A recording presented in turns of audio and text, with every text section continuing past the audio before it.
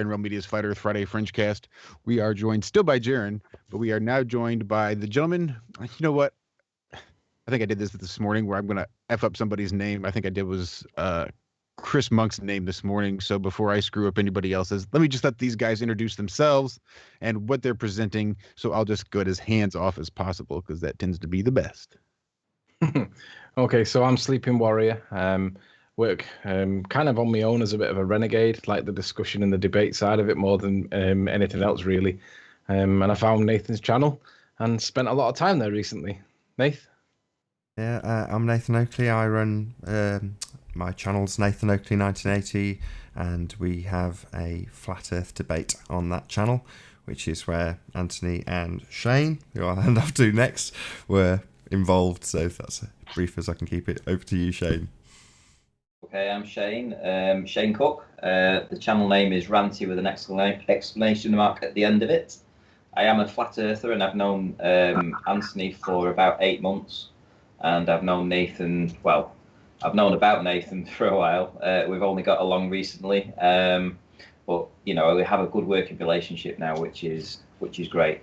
And it was basically brought together on his channel, which gave an open platform for debate between people that believed in the flat Earth and people that believed in the ball Earth. And Anthony happened to have a particular video that was of interest in the debate more recently. I think that's what we're going to be talking about tonight. And also Chris, who has basically and we do have destroyed the globe and modelled reality only to find it doesn't work. Hey Nathan, just a quick question. Right up, Rob. Hold up, Rob. No. Okay, sorry. I found you. You go ahead, Chris. Say a quick hello, Chris. It's good to have you. Yeah, my thanks, guys. My online handle is Chris Monk Cellier, and my actual name is Chris Seeley, and I'm an FE Corps member and been involved in the project here, helping the guys figure out what they've been seeing and analyzing the data and modeling it in 3D. So that's my part of the plan here. Okay, so I guess we'll just jump straight on into it, save a bit of time. Yeah, it goes back to October in 2017. Whilst away on a short holiday with my partner and a couple of dogs, we were basically on a coastal retreat just for a week away. Chris, if you want to mute for a bit, because we can hear noises. But we went up to the coast. Or is it Rob? That's better. Yeah. We went up to the coast. Sorry. We went up to the coast in the Lake District to a place called St. Bees. And there's nothing like interesting about this place. We went there because it's peaceful and tranquil, because we're old now, you see. The nightclub scenes, them years are gone. The two dogs needed somewhere to go and play. They needed a beach, they needed a rock pool, they needed crabs, and they needed things to do. So we went up there for a week to get away. And while I was there, my intention in the back of my mind was to see if I could see my infamous Blackpool Tower from 50 miles away, because I'd seen it previously from 30. And I thought, I'll push the boat out a little bit here, see if I can see it from 50. I didn't realise that it wasn't illuminated whilst I was up there, which was a bit of a waste of time. But nonetheless, I went during the day to see if I could see it. And on the particular day in question, I just could not see it. I mean, the thing was just, it was misty, murky, and it was to the south of my viewing point. It wasn't that great. However, right in front of me was this massive piece of land that I did know was there, but I wasn't expecting it to be as crystal clear. Because even though it was a crystal clear day, to the south in Blackpool, because it always rains in Blackpool, I could see that it wasn't great weather. But I'm now presented with... No worries. Ranty lives in Blackpool, by the way. But because the weather was crystal clear, I'm armed with my P900. And I'm on the top of this mound, and I'm not going to use the word mountain because it wasn't a mountain. I'm going to use the word mound because it was just a slab of earth. It wasn't even a hill. Let's be honest. We'll get away with hill. We'll call it a hill. And I'm looking at Isle of Man in front of me. Now I knew that was going to be there, but I didn't have any suspicions or flat Earth theories to test with regards to the Isle of Man, because I couldn't see Ireland, right? And what else could you see of Isle of Man other than what you're presented with? Anyway, disappointed with my lack of observation of Blackpool Tower, I just basically documented what I could actually see. And I guess if I share my screen, I could just put the video playing in the background. Is that okay? I'm gonna work on the concept that it's an okay thing to do to share. So if I get back to my particular window now, can someone just confirm that we're seeing my screen? I'm seeing your screen. I'll see you. Yep, all good. Hang on, I think I've shared the wrong screen there, so let me try sharing the actual. That's the one I need. All right, so if I pull up my folder, so in this folder, this is entitled St. Bees to Ireland, and essentially, it's not that impressive initially. I'd gone up there with the intention of doing Blackpool Tower, and you can see a couple of caravans in the background here, and this is the hill that I wanted. That was my vantage point. And as you can see, if we zoom in a little bit, you can see that there are people walking the dogs on the beach and stuff. So, I mean, it's just a beach, right? People take their dogs there, and that's essentially why we were there.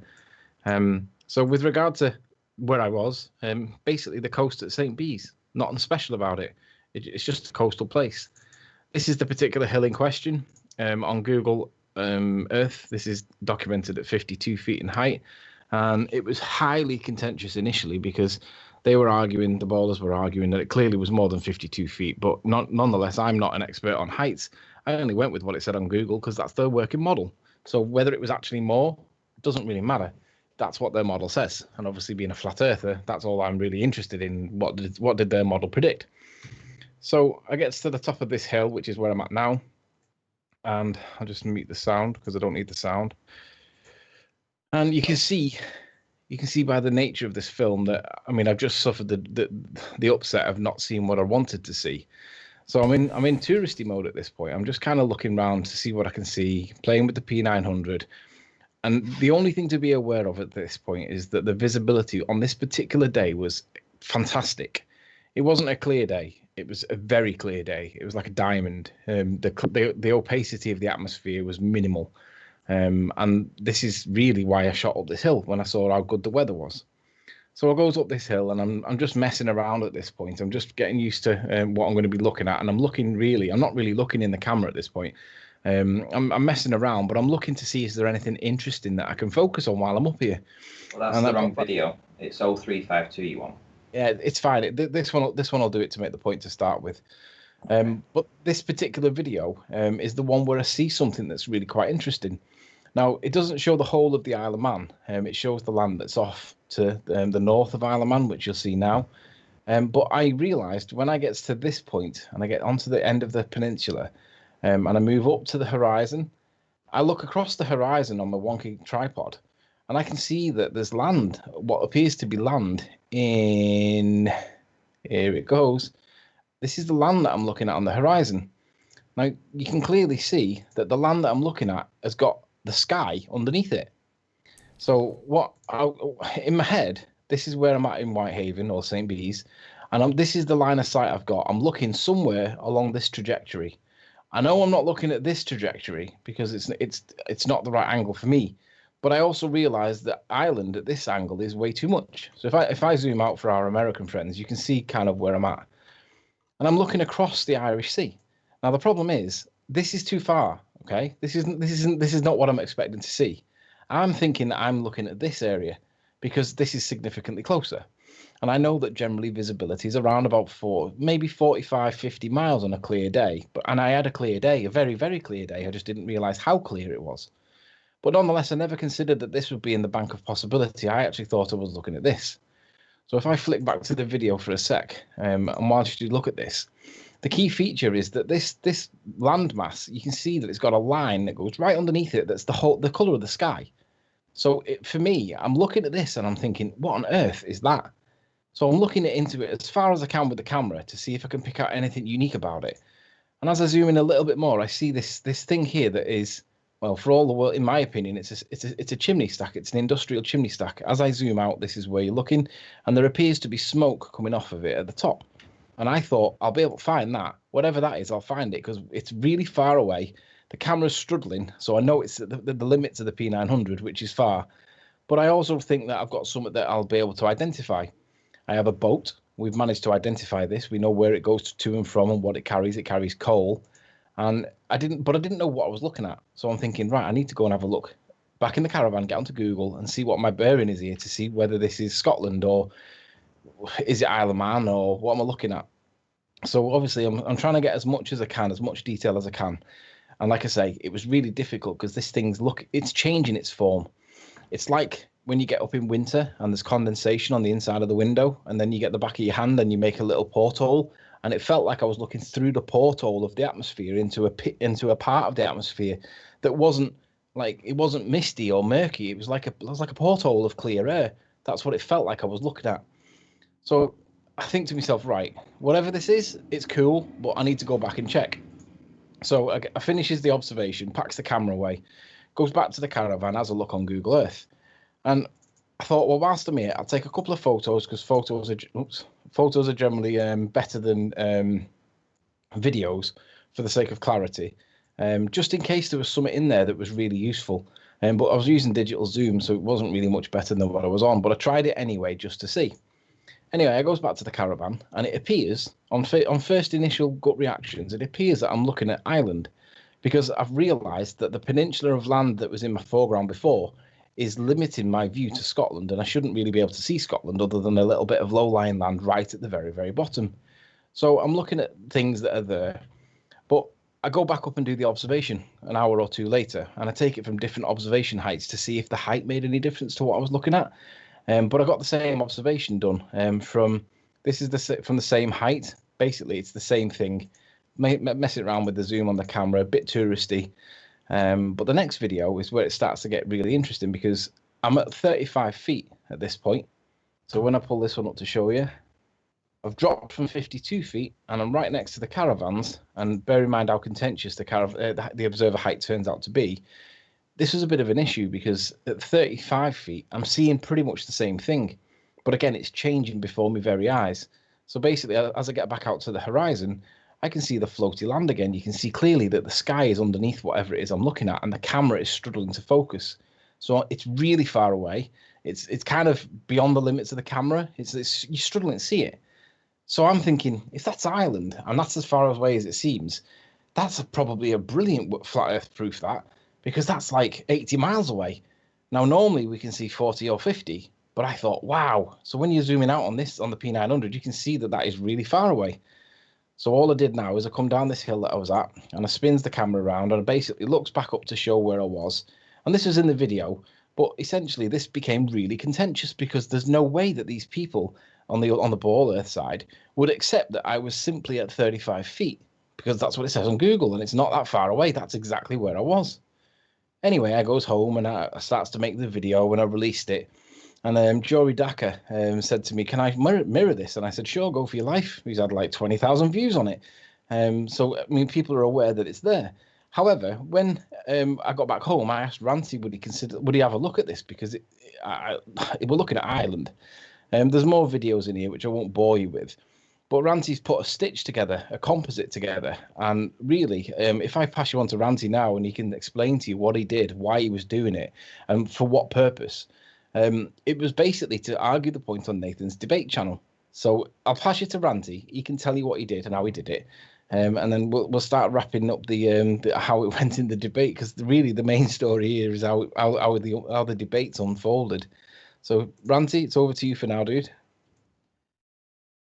Yeah, sure. Yeah, not a problem. I remember the day I was in Scotland and you said, because I was on holiday as well, and you went for a holiday too, and you'd asked me to stop by at St. Bees on the way up, but we couldn't make it. And you'd asked me that week, you said, I'm going to, you actually got in touch with me and you said, I've seen Ireland. And I said, no way, no, you haven't seen Ireland. He says, yeah, I have. I've got a video of it. He said, I'm going to release it.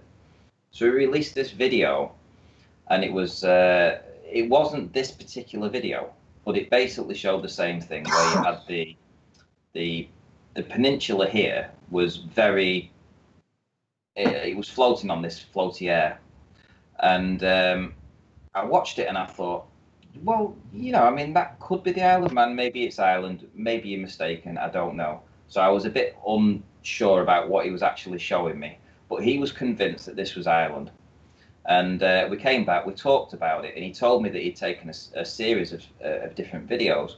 So I asked him to send me these videos over so I could have a look.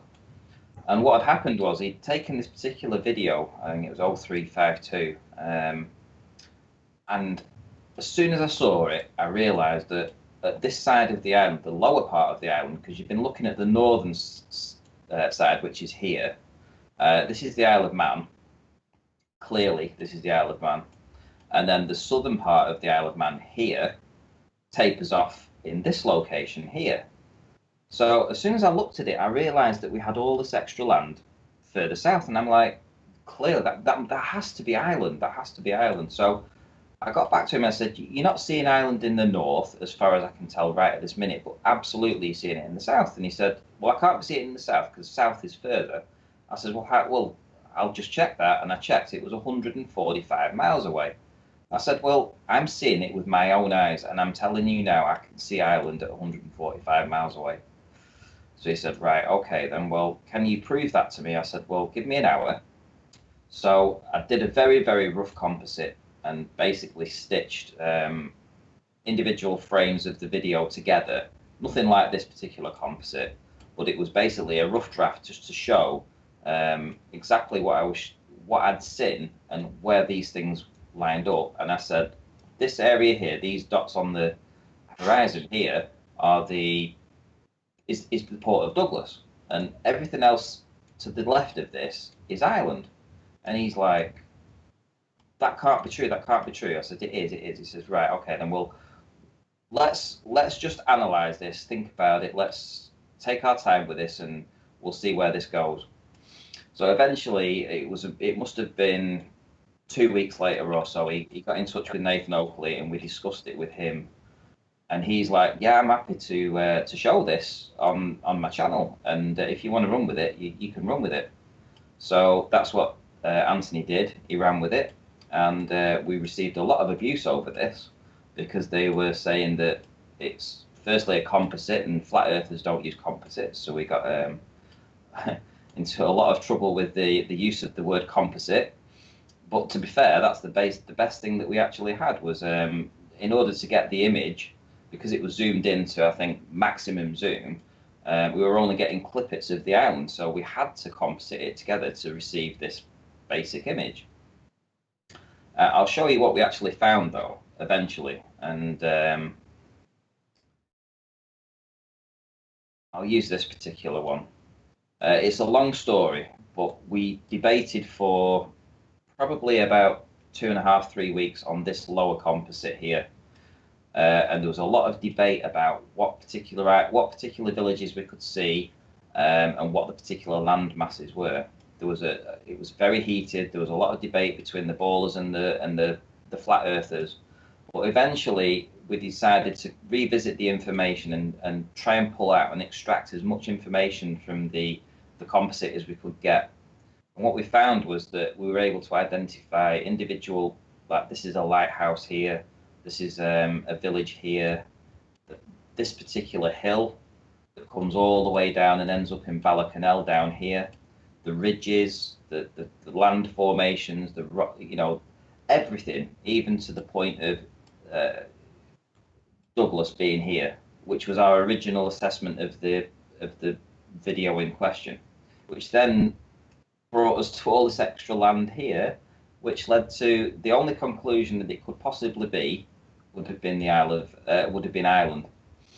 And very pleased to say that we were able to conclusively prove that when we actually found Langness Lighthouse, which was this here.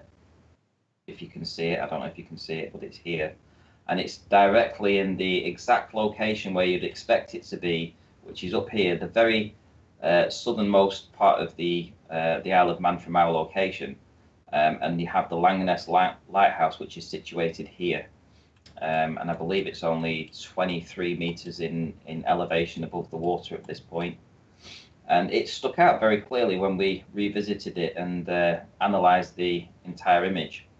So 23 feet above the water, not meters. Well, what we're looking at here is, you see these lights of Douglas. If we believe the ball earth, then, and we believe the ball earth mathematics, we should not be able to see these lights. They should be gone. They should be beyond the curve. If we scroll over, this town should not be able to be seen. This town should be beyond the curve. And this is what we were finding. And when we scroll across, this is repeated throughout this entire composite. This lighthouse, for instance, where my cursor is now, that should be beyond the curve. You should not be able to see this lighthouse, and this lighthouse is quite substantial. I believe it's about 80 feet in height. Above it, you have the lighthouse quarters where the gentleman that runs the lighthouse would stay, and all this is clearly visible. And yet the curvature calcs say that where my cursor is where this wall of water should be, obstructing our view of this this lighthouse. And of course, as we look at the composite, as we go from right to left, we start off with a 31-mile observation here, and as we go to the left, it gets further and further away. So around here, we're about 35 miles away. At this position, we're 40 miles away. And this position, we're 40 miles away.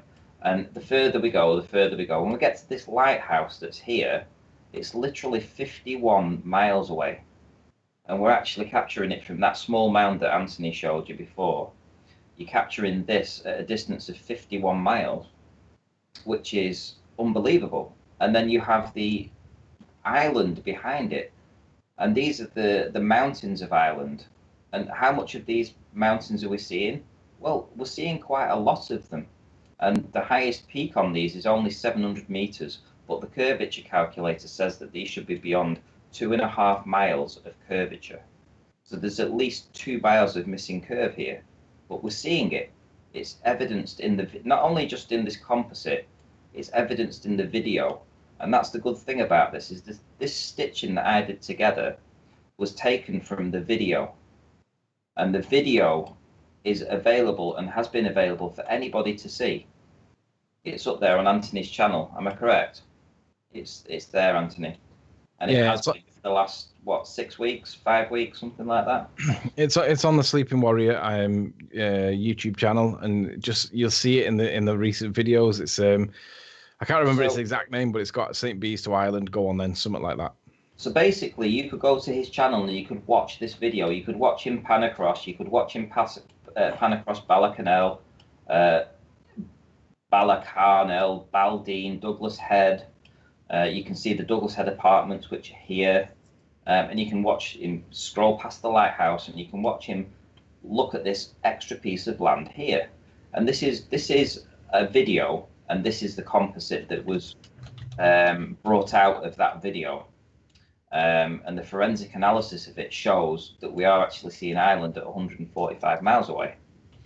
The debate that Nathan and Anthony did was fantastic, because they not only proved a tremendous flat Earth proof, but they also got the top ball Earth proponents to come in and debate this.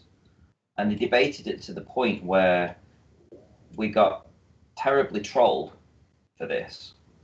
And all we were trying to show was, look, this is the reality of what we're seeing. The reality is that we can see this lighthouse here. This lighthouse is evident in the actual composite, and this landmass is evidenced in the video. And if we live on a ball Earth, we should not be able to see this. And that's the position that we're at now. The position is that we have the evidence of a fantastic flat Earth proof, and we're just very pleased to show this to everybody. Hey, can I ask what was the temperature? Or can you remember what the temperature was? Because I've got a camera and I take pictures of islands and try to video islands. That I've got one that is 65 miles away, but I don't have the clarity. I'm just looking through too much crap here in the air. So yeah, what temperature? Well, I went twice. Well, what humidity? What would be the humidity as well? Well, the humidity value is obviously low, because the higher the humidity, the less we can see through the atmosphere, because that humidity is moisture in the atmosphere, and it's effectively. Yeah, that's what my problem is trying to see far.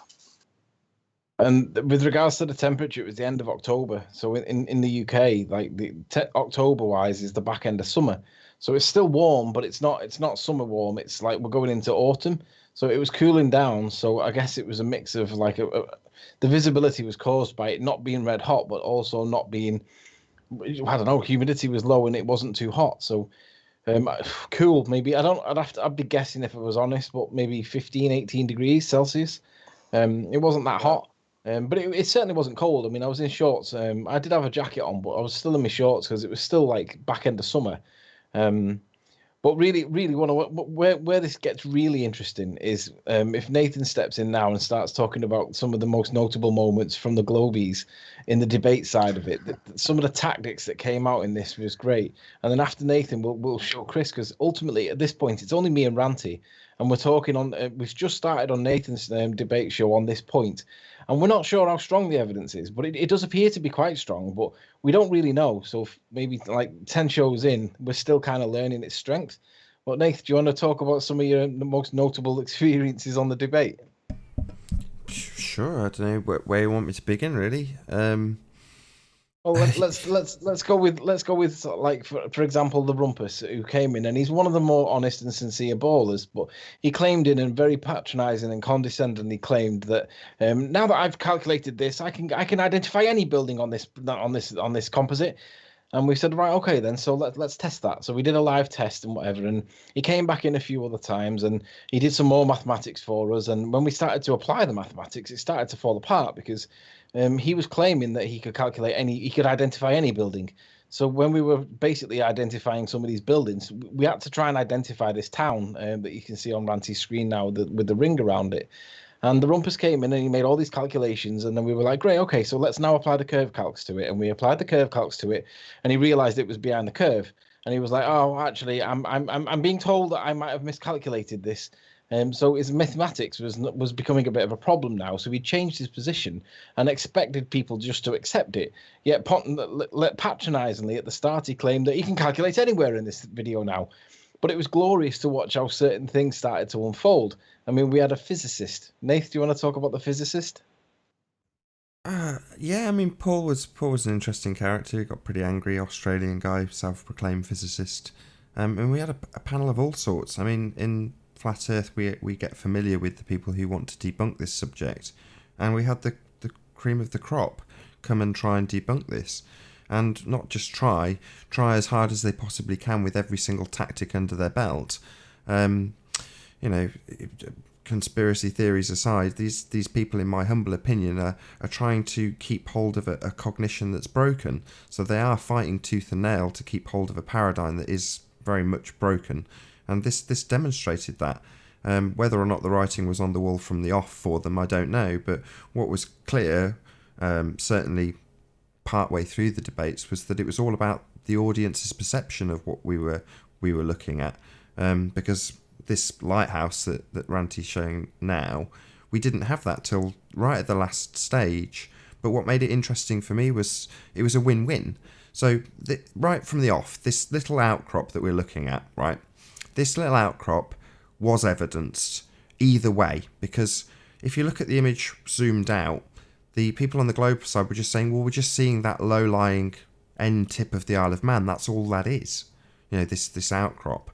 And we're saying, well, no, that's Ireland. And well, you can't prove it either way. So it's back and forth from Google Earth, and it's in contention. But either way, if that is the land that represents the outcrop of the Isle of Man, this is at the beginning of the debate, then we're looking at something, as we are in reality when we find the lighthouse, at 51 miles. In other words, straight away, it was a fantastic flat earth proof. You've caught land that's like, what is it? I always get this measurement wrong. It's like 30 feet high or something. The ground from sea level is very, very, very, very low. So this is a winner straight away.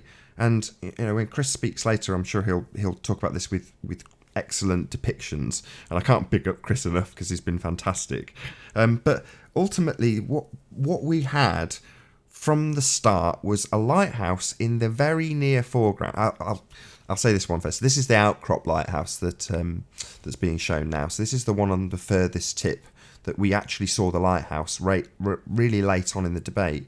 But if this outcrop is that end piece of land, it's a flat earth win either way, because you certainly shouldn't see it, either way. But that's what the starting point of the debate was. It very quickly got bought onto things that were easier to bring back from beyond the curvature. So the Morgold Lighthouse is the closest observable point. So there we go. So this is Morgold Lighthouse, which is much, much, much easier to capture at 31 miles versus 51 miles. So that's where the argument really got sort of heated, because what they tried to do was, as they do in many instances, is bring the tippy top of the high lighthouse back into view, because essentially these things are all holograms at this point for a glober. If you live on a globe, to make this clear for the audience, hopefully you can all see what's on screen. Everything that you're seeing below the mouse pointer is a holographic projection. You can't see any of it. There's a wall of earth, water in the way of you and everything you're seeing. So you can't see this. If you live on a globe, that is. I mean, I'm a realist. I can see it. It's there. But if you live on a globe, you must accept that there's a wall of earth that's blocking your view of that lighthouse. This is the closest thing, right? And it's basically not just the lighthouse. That's not the problem. There's land below it. I mean, we've cut off some of the composite for this for the purposes of demonstration at the other end of the island, but it's perfectly good enough to still see, even with a bit of it cut off, that you've got land below the lighthouse. In other words, we've got the lighthouse, we've got the base, we've got the land beneath it, we even had the shore. You can see where the shore meets the land. So you've got all of it. So the closest observation, you can see all of it. And the argument is such that they want to bring the tippy top of the lighthouse back. The reason being, because in most flat earth arguments with long distance observation, you have a band of refraction that normally sits and has something like that lighthouse sat right on the top of it. In other words, you can just see the top of the lighthouse. And that's where the arguments normally go. But in this instance, there's no refraction. It's absolutely minuscule amounts of refraction that we're dealing with. We're not dealing with a great big band that's cutting off the bottom of, skyscrapers in the distance. We're just seeing all of it. So the argument from the globe side is immediately very difficult, even with this lighthouse, because it's so far beyond your vision. So you're seeing it holographically projected if you're on the globe. And the problem is compounded the further you go left. So with every scroll, we're getting further and further, which necessitates all of this being holographically projected up behind Earth curve wall that we're not seeing if you live on a globe, and being perfectly proportioned so that it looks like a flat Earth observation. That's essentially what you have to believe if you live on a globe. All of this stuff's projecting up further and further and further from behind the curve, and just happening to look perfect when it gets there. And this problem is absolutely, put to bed when you have Ireland, because then you've got things at 31 miles miraged up from behind the Earth wall, and then you've got things at 51 miles, the far lighthouse, miraged up considerably further from behind the Earth wall, sitting perfectly on the horizon, in perfect proportion, and then you've got Ireland at 145 miles, again, just happening to be perfectly miraged up to sit at the exact same level as the lighthouse, which is being miraged up, which is at the same level as the first lighthouse, which is being miraged up. In other words, the BS sandwich that you have to swallow to accept that you live on a globe in order to just look at this picture is phenomenally big. You've got to swallow an awful lot of nonsense just to look at this picture. Whereas for me, a flat earther, I simply look at it and go, we see things because they're there. Because it's a nice clear day. That's the only explanation that's required. No models, no maths, no explanation needed. We just see it, it's there. And it's there because we live on a flat plane. There is no wall of earth, water, and any earth blocking our view. That ain't happening in this picture. There isn't any earth blocking our view at any distance, at any scale, unless you want to accept that it's all holograms. And that's nonsense. We're just looking at it. Any reasonable person would just accept that. And we're now starting to get people, other people in the flat earth community going out and getting, admittedly it's just hearsay if you want to call it that, but people who will say, yeah, of course we can see England from Ireland. But they don't realise the implications of what they've seen when they've got some, great-grandfather says, oh yeah, if you walk down that path, you can see England on a clear day. They don't realise that that's an absolutely astonishing flat earth proof and categorically shouldn't work on a globe. It's just common knowledge in certain parts of Ireland, and now people are going out to find this testimony because these observations, this is just our world. This is not fantastic to me. And it's not fantastic to make the claim. We just see stuff. Globers, as they, or even mates in Matesmore, they say the Earth is it's just massive. That's why we can see things. It's just massive. And that's the explanation that they come up with. Well, They that's don't where That's where Chris they comes don't in. understand how Yeah. the Earth is actually so small. Well, that's where Chris where comes in. So Chris into it. modelled it. So, over to you, Chris, because you can pretty much put that to bed. Well, just before we go to Chris, let me just I'll just literally quickly say what the main contentious issue was. So on the composite, we see this town here, this town or city, and whatever this city is, we needed to identify it accurately because it gave us the scale that we were looking at. And there were three options. There was this option down here, which is Douglas. And it looked to me, and in my opinion, still does really, but I accept that the maths works out so that it's only the very tip of it, and I'll show you the bit in a sec. But I thought we were looking at this, and we were looking at this corner here because this is city centre. It's the capital city of Isle of Man, and there's multiple story buildings. And that was the first story. That was the first city. The second city was this one called Baldrine, and the third one was called Balacanal. Now, when we're looking on this footage, you're either looking at Douglas, Balacanal, or Baldrine, but whichever one it is, it gave us the scale. So we had to identify this accurately. And the problem we were having is we didn't know what it would look like on a ball. So what we needed to do was model this on a ball. But at this point, it's only me, Ranty, and Nathan that are fighting the good fight. Chris approached us and said, "Hey, I can give you a bit of time if you want help with this, because I can show you what it would look like on a ball if you want. I can model it for you if you give me like your composite image." And we were like, "Great."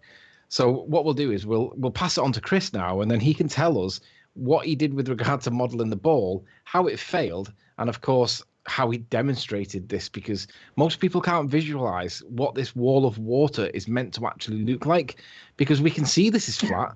But how much wall is there supposed to be there, and how much obstruction is meant to be there? And this is where Chris comes into it perfectly.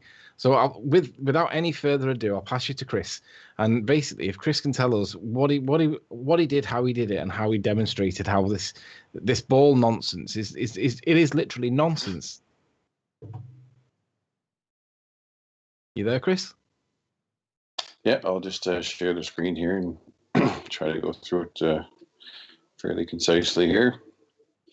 So all I did was took it into a model and generated a ball with the 7,917 mile diameter that the Earth has. And when I zoom in, I took the readings and elevations of the lighthouse and their locations. And way in here on the top of the ball, I put it at top dead center. So we have a reference point for proper elevations at sea level and 0 points. So this cursor here represents, that would be the water level, sea level 0. The lighthouse is at 84 feet above sea level. And the camera height we set at 52 feet. And then what I did is basically when you position the camera at this point, which is actually, this is worthy of note, that when Anthony's standing taking the video footage, his elevation is actually below the foundation of this lighthouse, because the lighthouse starts at 84 feet and Anthony was standing at 52 feet, give or take. I go with 34, but we'll say 52. And then the camera, what I did then was just take the camera, put it at 52 feet top dead center, and I rotate it backwards relative to the center of the Earth and rotate it back in degrees back to 31.5 miles, which is the observation point, basically here at the top. Right there is where Anthony was standing. So then I went and got a LiDAR map, which is a light distance ranging map of that local area. And let's see, view from the top here. There, it'll make more sense that way. And the lighthouse we can see is that this is Morville Lighthouse. Right here, the little white dot on the peninsula is the main lighthouse that we see at sea level, and that's the first one in the foreground. And then from there, it's pretty easy. It's just a matter of triangulating to the lighthouse on the tip of the LiDAR map at the peninsula, which is Lagness Lighthouse. And then the little tiny lighthouse that's at the other end of the island. And and it appears right here. So that's where the circles basically come together and then cross. That's the reference point triangulated to its position relative to the map and dimensions. And then the next step in the process is just to take the panoramic composite, which is what I did, and it appears in the background here as still frames, one still frame at a time, and that represents the arc of the camera as it swings through the video. This is the arc that the camera traces as you pan through the video. So it goes basically to the right 19 degrees, and you swung it to the other end to the left around 12 or 13 degrees. And from that you can derive, where the camera is looking on each individual frame of the footage. So the camera in this instance is looking at the very last frame in the picture up here, and you can see that now the camera is no longer touching the Isle of Man. So any land that appears in this last frame of the film is not on the Isle of Man, and the same applies in the north. When you swing to the north, any land that appears in this last frame is also, when you swing the camera over, you'll see that, let's escape out of there, swing the camera to the far frame, and when the footage is looking at that frame in this image up here, you can see again that the camera's not even touching the tip of the island anymore. So from there, it's a simple process of just taking it into the view, and in the bottom, just looking at the footage. And you can center that a little bit better in the bottom here. So now you can see that this portion of the film is not on the Isle of Man, and as you swing through it, the camera just goes through that radius of arc, and you can pan directly through the video in a three-dimensional model and see what you can see. And these peaks will line up with the topological map here. You can see that this is where the land falls off at this ridge line, and this would be coming into Mount Cairn, and then Mount Snaefell is in this area here as you continue to pan the camera. And this represents I'll turn off this map on the top here just temporarily so that the audience can see that with that wall of water of 169 feet of bulge between you and the object, which represents this blue area, which is the Earth, there's no physical way you would see any lighthouse on the shore. So for me, that's the primary low-hanging fruit. That's the proof, for me right there, is that you shouldn't see the lighthouse to begin with, let alone anything else in that image. So that's how the model rendered out in very simple terms. And then I'll turn it on and take a top view here. And I can show you also in material view and turn on a basic map. And this also, the big blue circle is basically the wall of water. That's where the bulge would actually be between you and the observations. And you toggle that on and off. You can see it appears in the top view and in the bottom view. So that's the wall of water that Nathan so eloquently describes. And you zoom in and you can just lay it out on the map, just like a Ranti's composite image shows as you swing the camera. Without a doubt, it's crossing the points in the film exactly where you would expect to see them. There's a lighthouse in the middle, and you carry on through until in the very last frame, you can see you're no longer looking at the Isle of Man, and zoom in the image, and there's the land that we're looking at the very tip. So, and the camera's no longer looking at the island, so that has to be Ireland way, way, way, way in the background. So that's the process. I hope that makes sense. But essentially, we had to do this to show the ballers how much curve there was actually meant to be. Because although we're showing it flat in the evidence, we needed something to compare it to. Because a lot of people on the Ball Earth model may understand certain elements of the model, but when you give them a number of how much refracted hidden that the model tells them is supposed to be, and then we find out that the refracted hidden value is nonsense, it's the actual drop, the geometric drop is what we should be looking at, then it doesn't mean anything to them if it's a number. They've got to see some kind of representation. Now, we don't need any like three-dimensional CAD programs to show what we observe. We see it as flat. Well, we don't we've need got anything one. more Well, than we've that. got You one. can Can I see just it. get Chris to do one more Anthony, thing? Can I? Can I just get Chris to zoom out just to show what Earth is? Because we've got maps and models all, wireframed onto it. This is what you have to believe if you think you're on that. That's to scale, 24,100 or whatever the exact figure is. But, that's wire meshed onto the Earth with the amount of Earth wall that would be obscuring your view mapped in, and it fails completely. It fails utterly to represent reality because we don't live on a ball. Go on, sir. What was your question?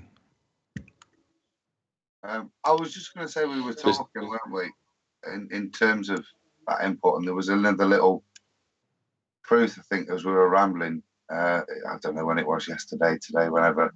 In terms of the file that was imported, that LiDAR map is actually a flat-based map. Yeah, the LiDAR map is in and of itself a flat Earth proof, correct? It's just a topological scan of the land, and straight away that's a flat Earth proof. I said that to Chris when he first showed it me as well. It's like, this is a flat Earth proof, isn't it? And he was like, yeah, basically. But yeah, you're absolutely right. It's just a scan of the land, and it doesn't demonstrate any curvature. And like with the Isle of Man, it would have to conform to the Earth, and the Earth is a geometric shape, and the land would have to conform to that. And it is not demonstrated in the scan, it's not demonstrated in this photography, it's not demonstrated when people survey stuff. It's just not there. There is no Earth wall curve blocking our view of anything. Nothing's being holographically projected up. It's just nonsense. It's just a fantasy world that's been foisted upon us. The interesting thing I found too with this model is that, like when you take this camera and bring it closer to the Isle of Man, and as you rotate back in the arc, so you're going backwards, you maintain, keep your camera pointed at your target at about 90 degrees, trying to maintain your target, and you bring the camera backwards over the arch of the sphere.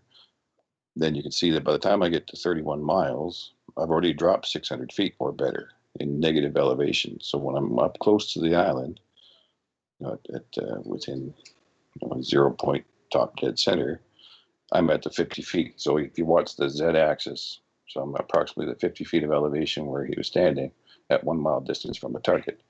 And I rotate backwards to the 31 miles in negative value on the y-axis. You get back to the negative 31.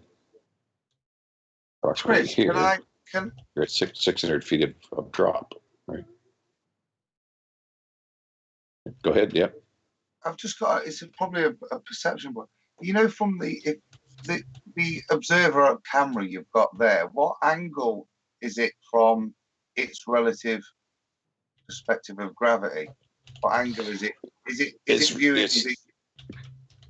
It would be relative to the center of the Earth, right? So when you start the camera at top dead center, it's actually at 90 degrees.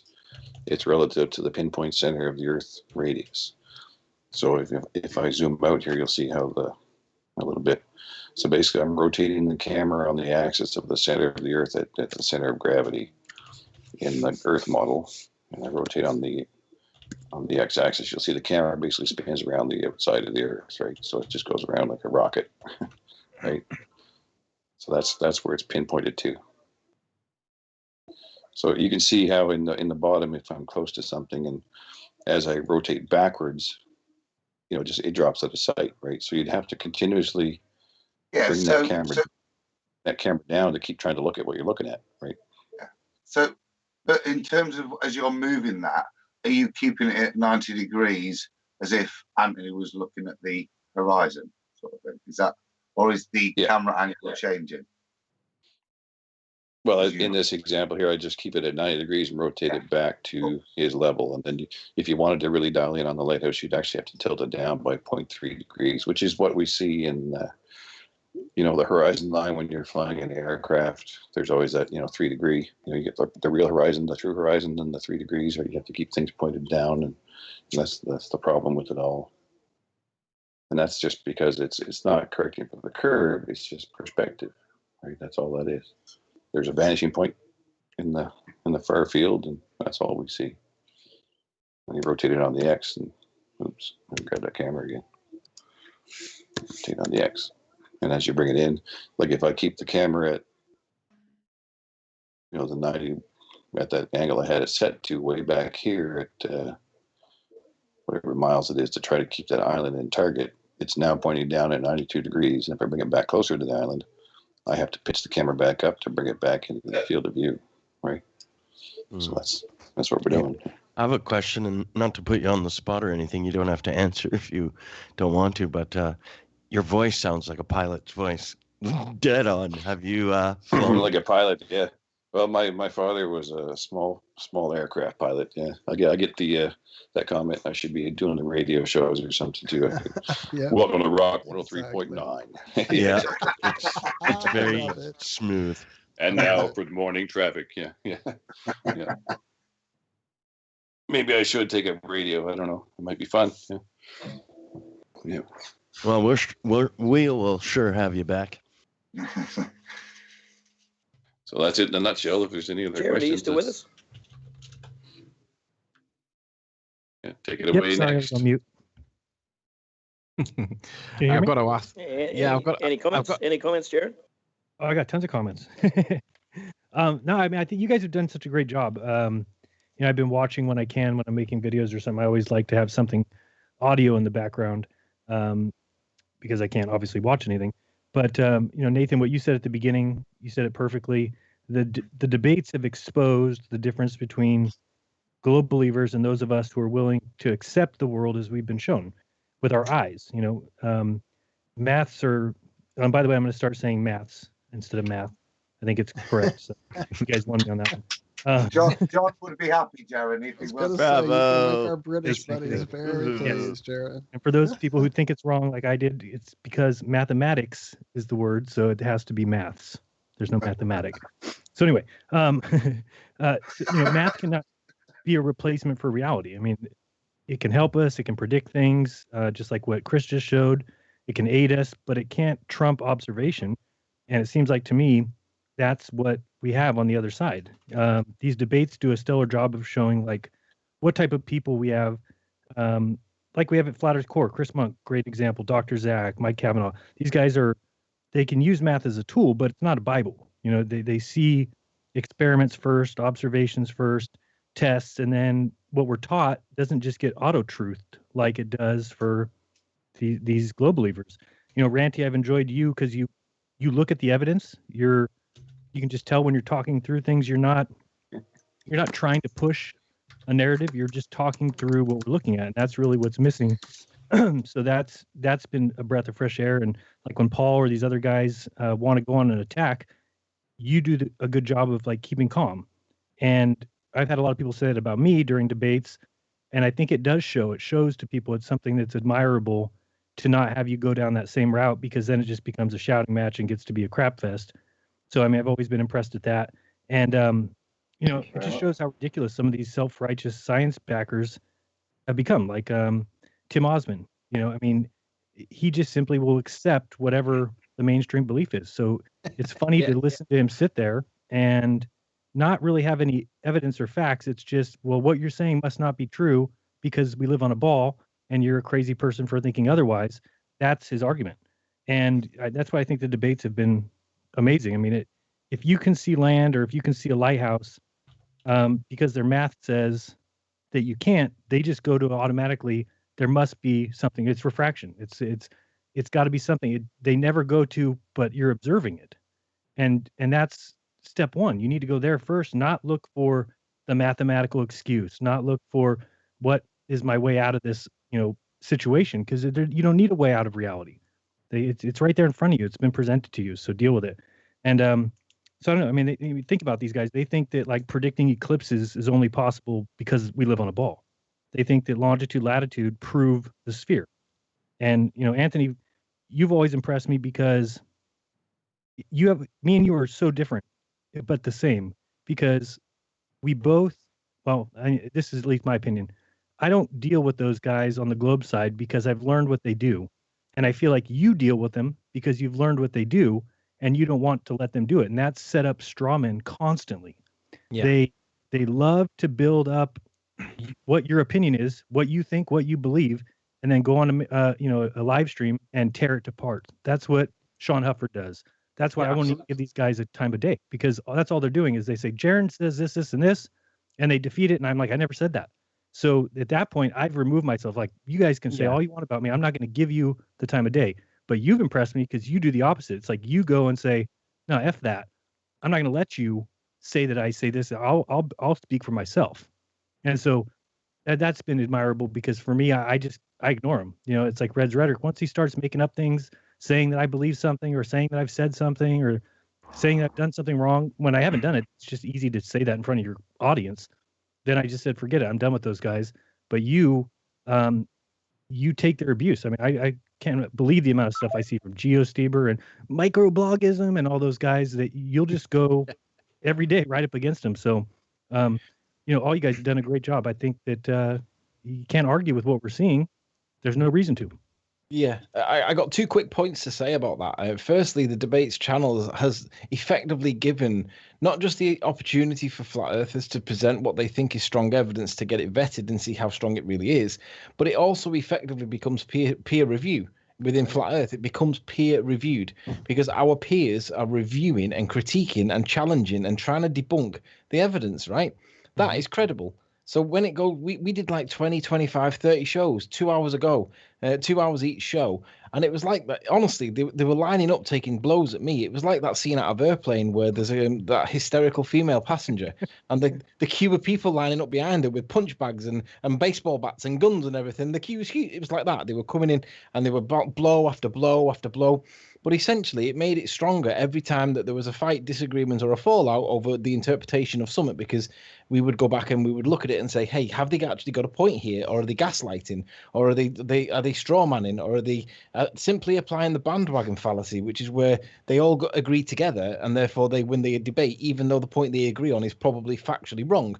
If they present it in such a way that they win, then essentially they've won, even if they lose, right? So it's the bandwagon fallacy, and that was always there all the time.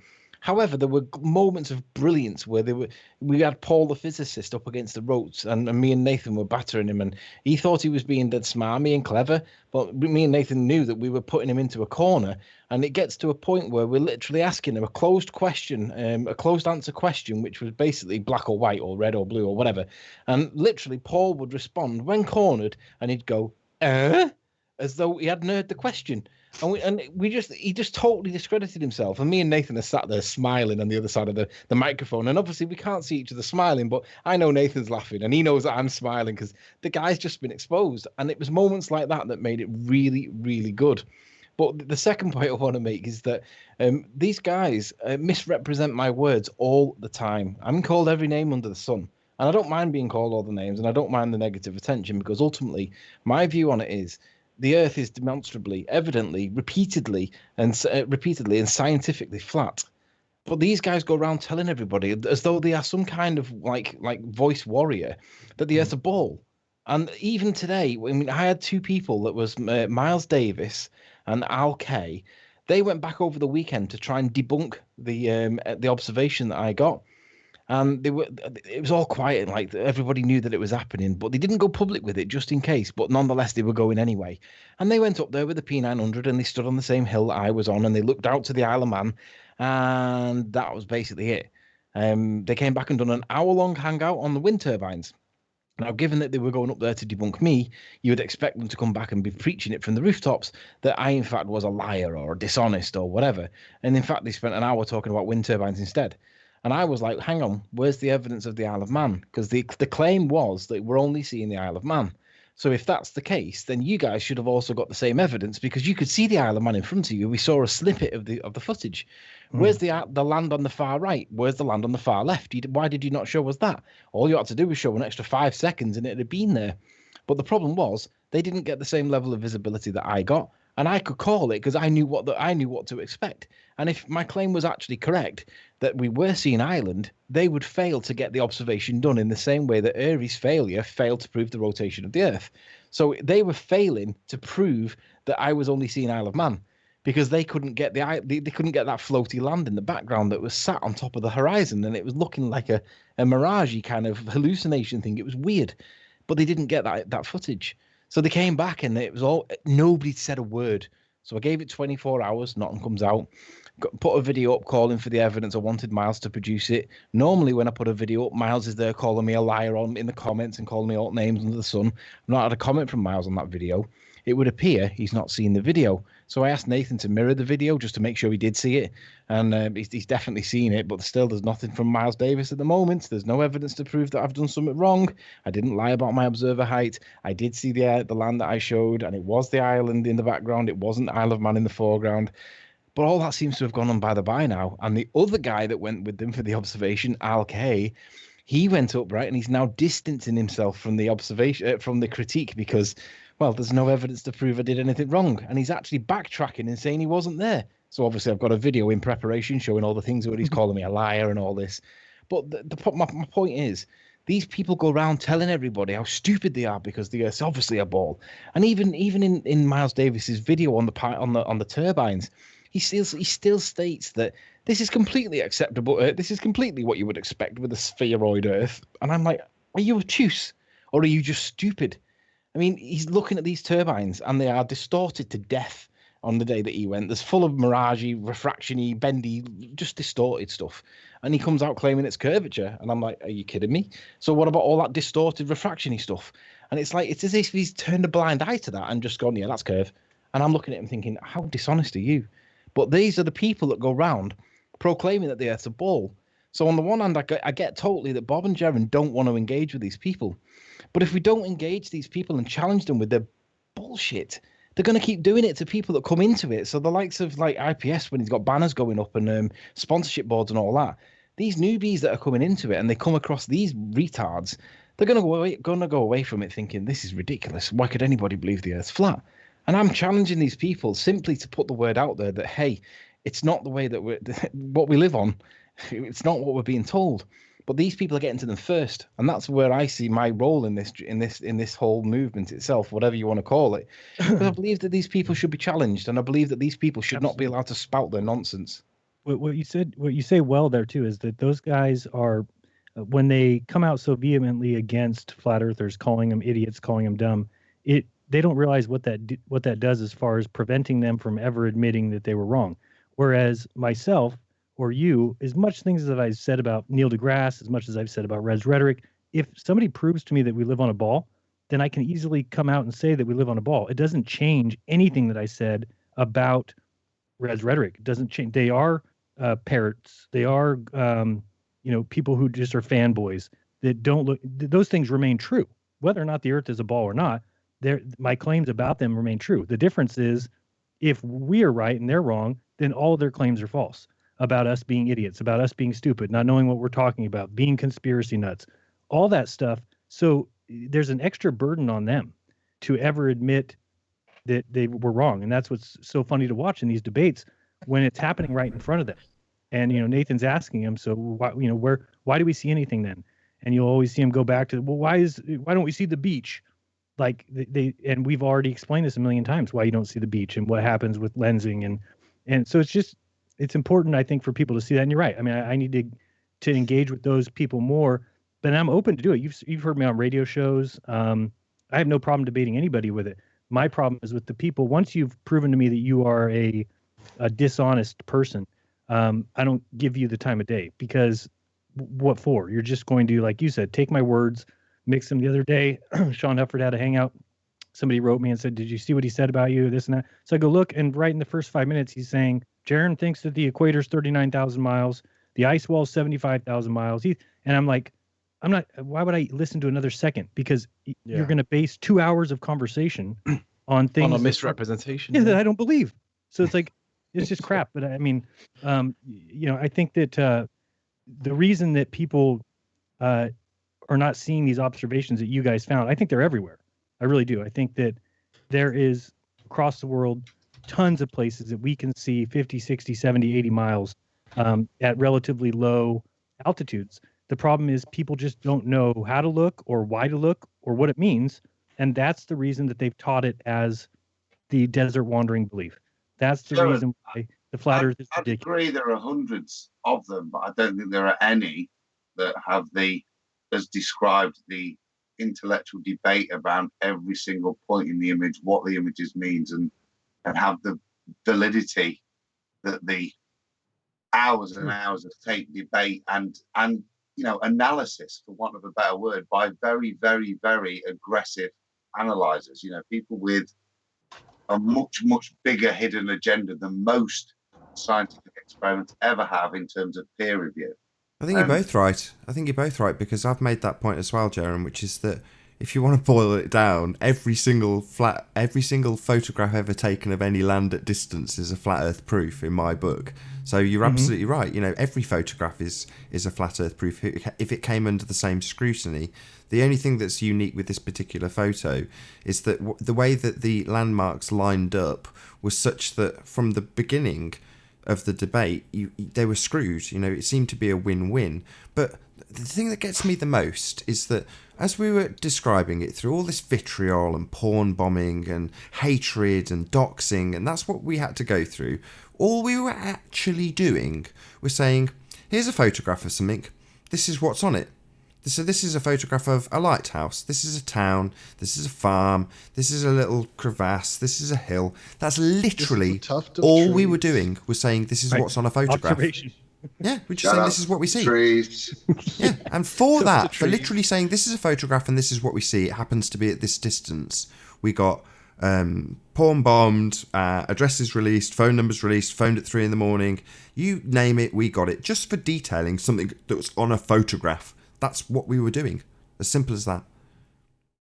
So we did get a call in on our flat line. Would you guys like to hear the message that was left? Sure. Yeah, go on. It's actually really tame. I was expecting something a lot more. Sure, go on.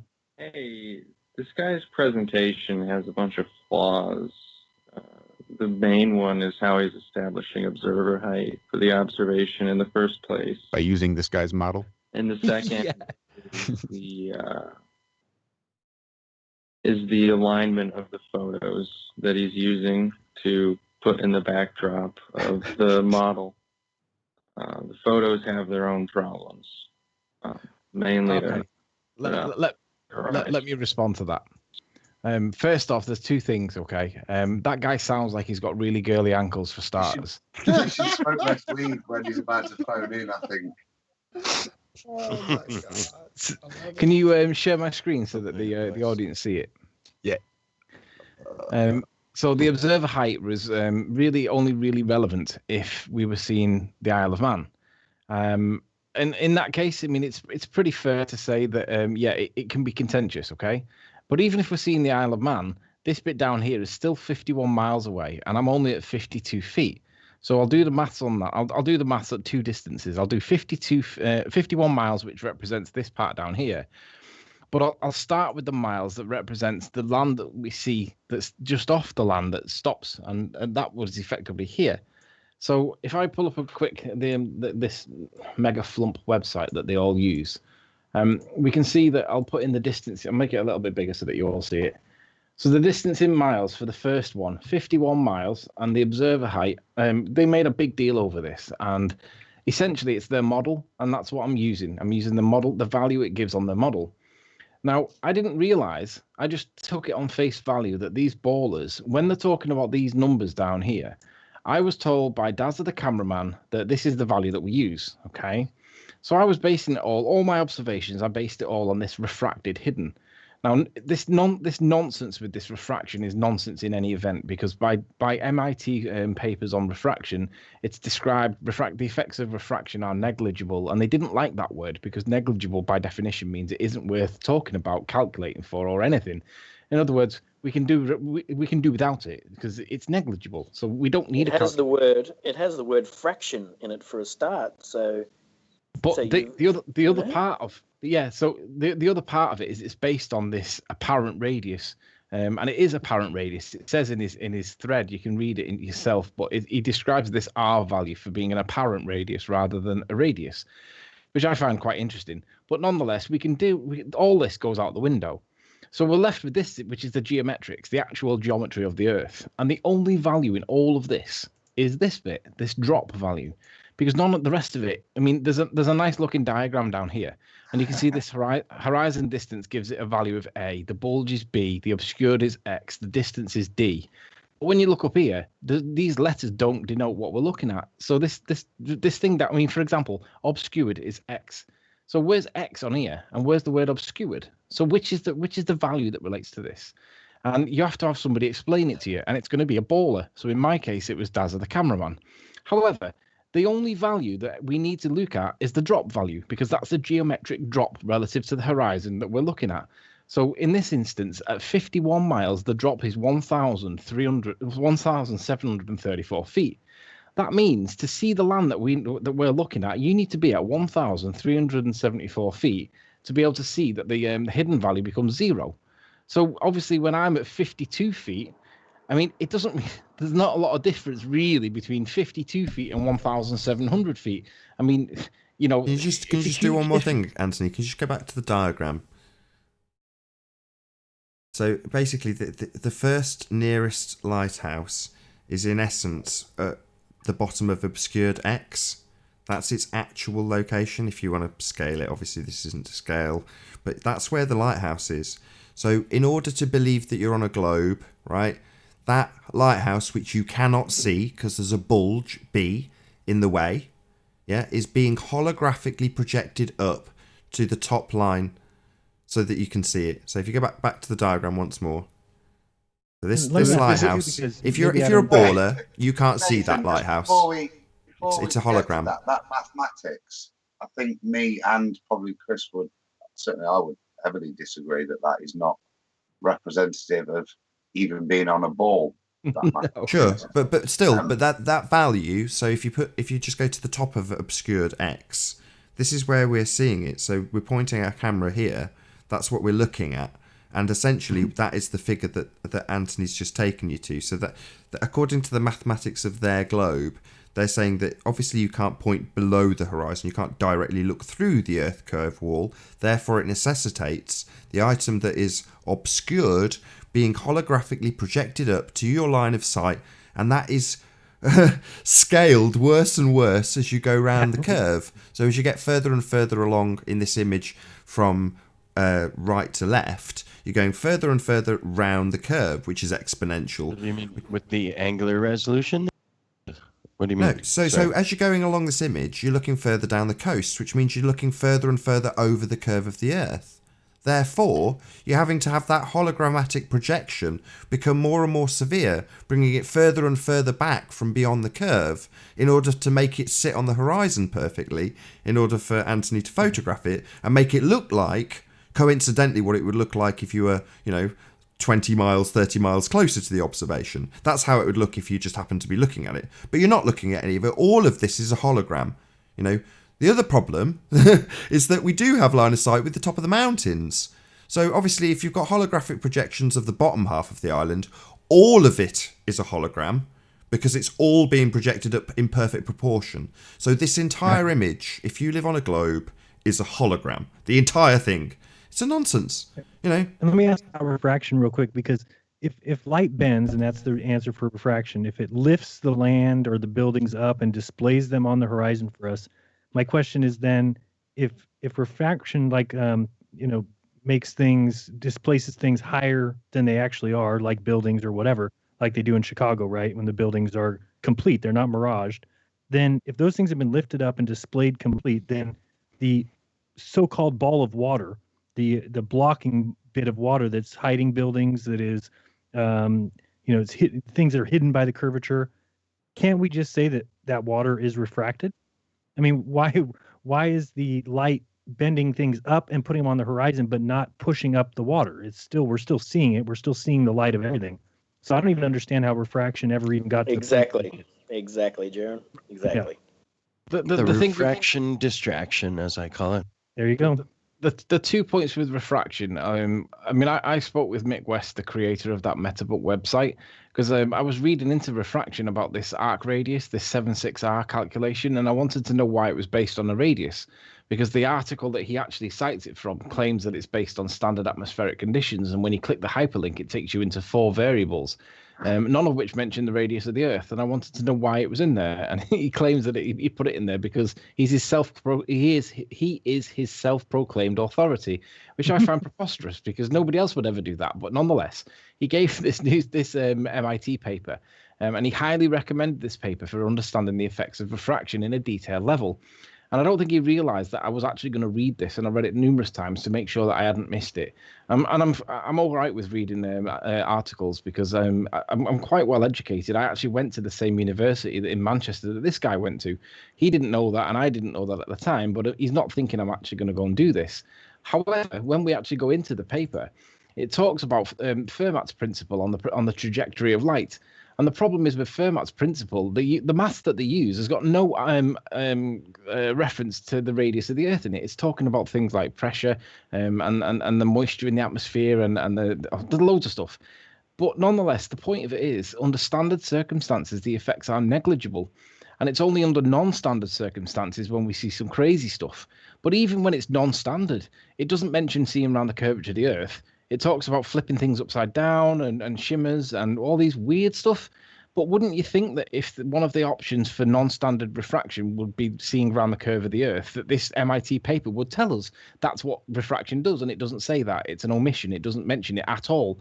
So I went back to him and I said, I'm surprised that you would cite this as an authority for it because it doesn't support your position. Now, obviously, the word used in there was the word negligible. And a lot of people don't realize what negligible actually means. They all know what it means, but in this context, they don't want it to be itemized.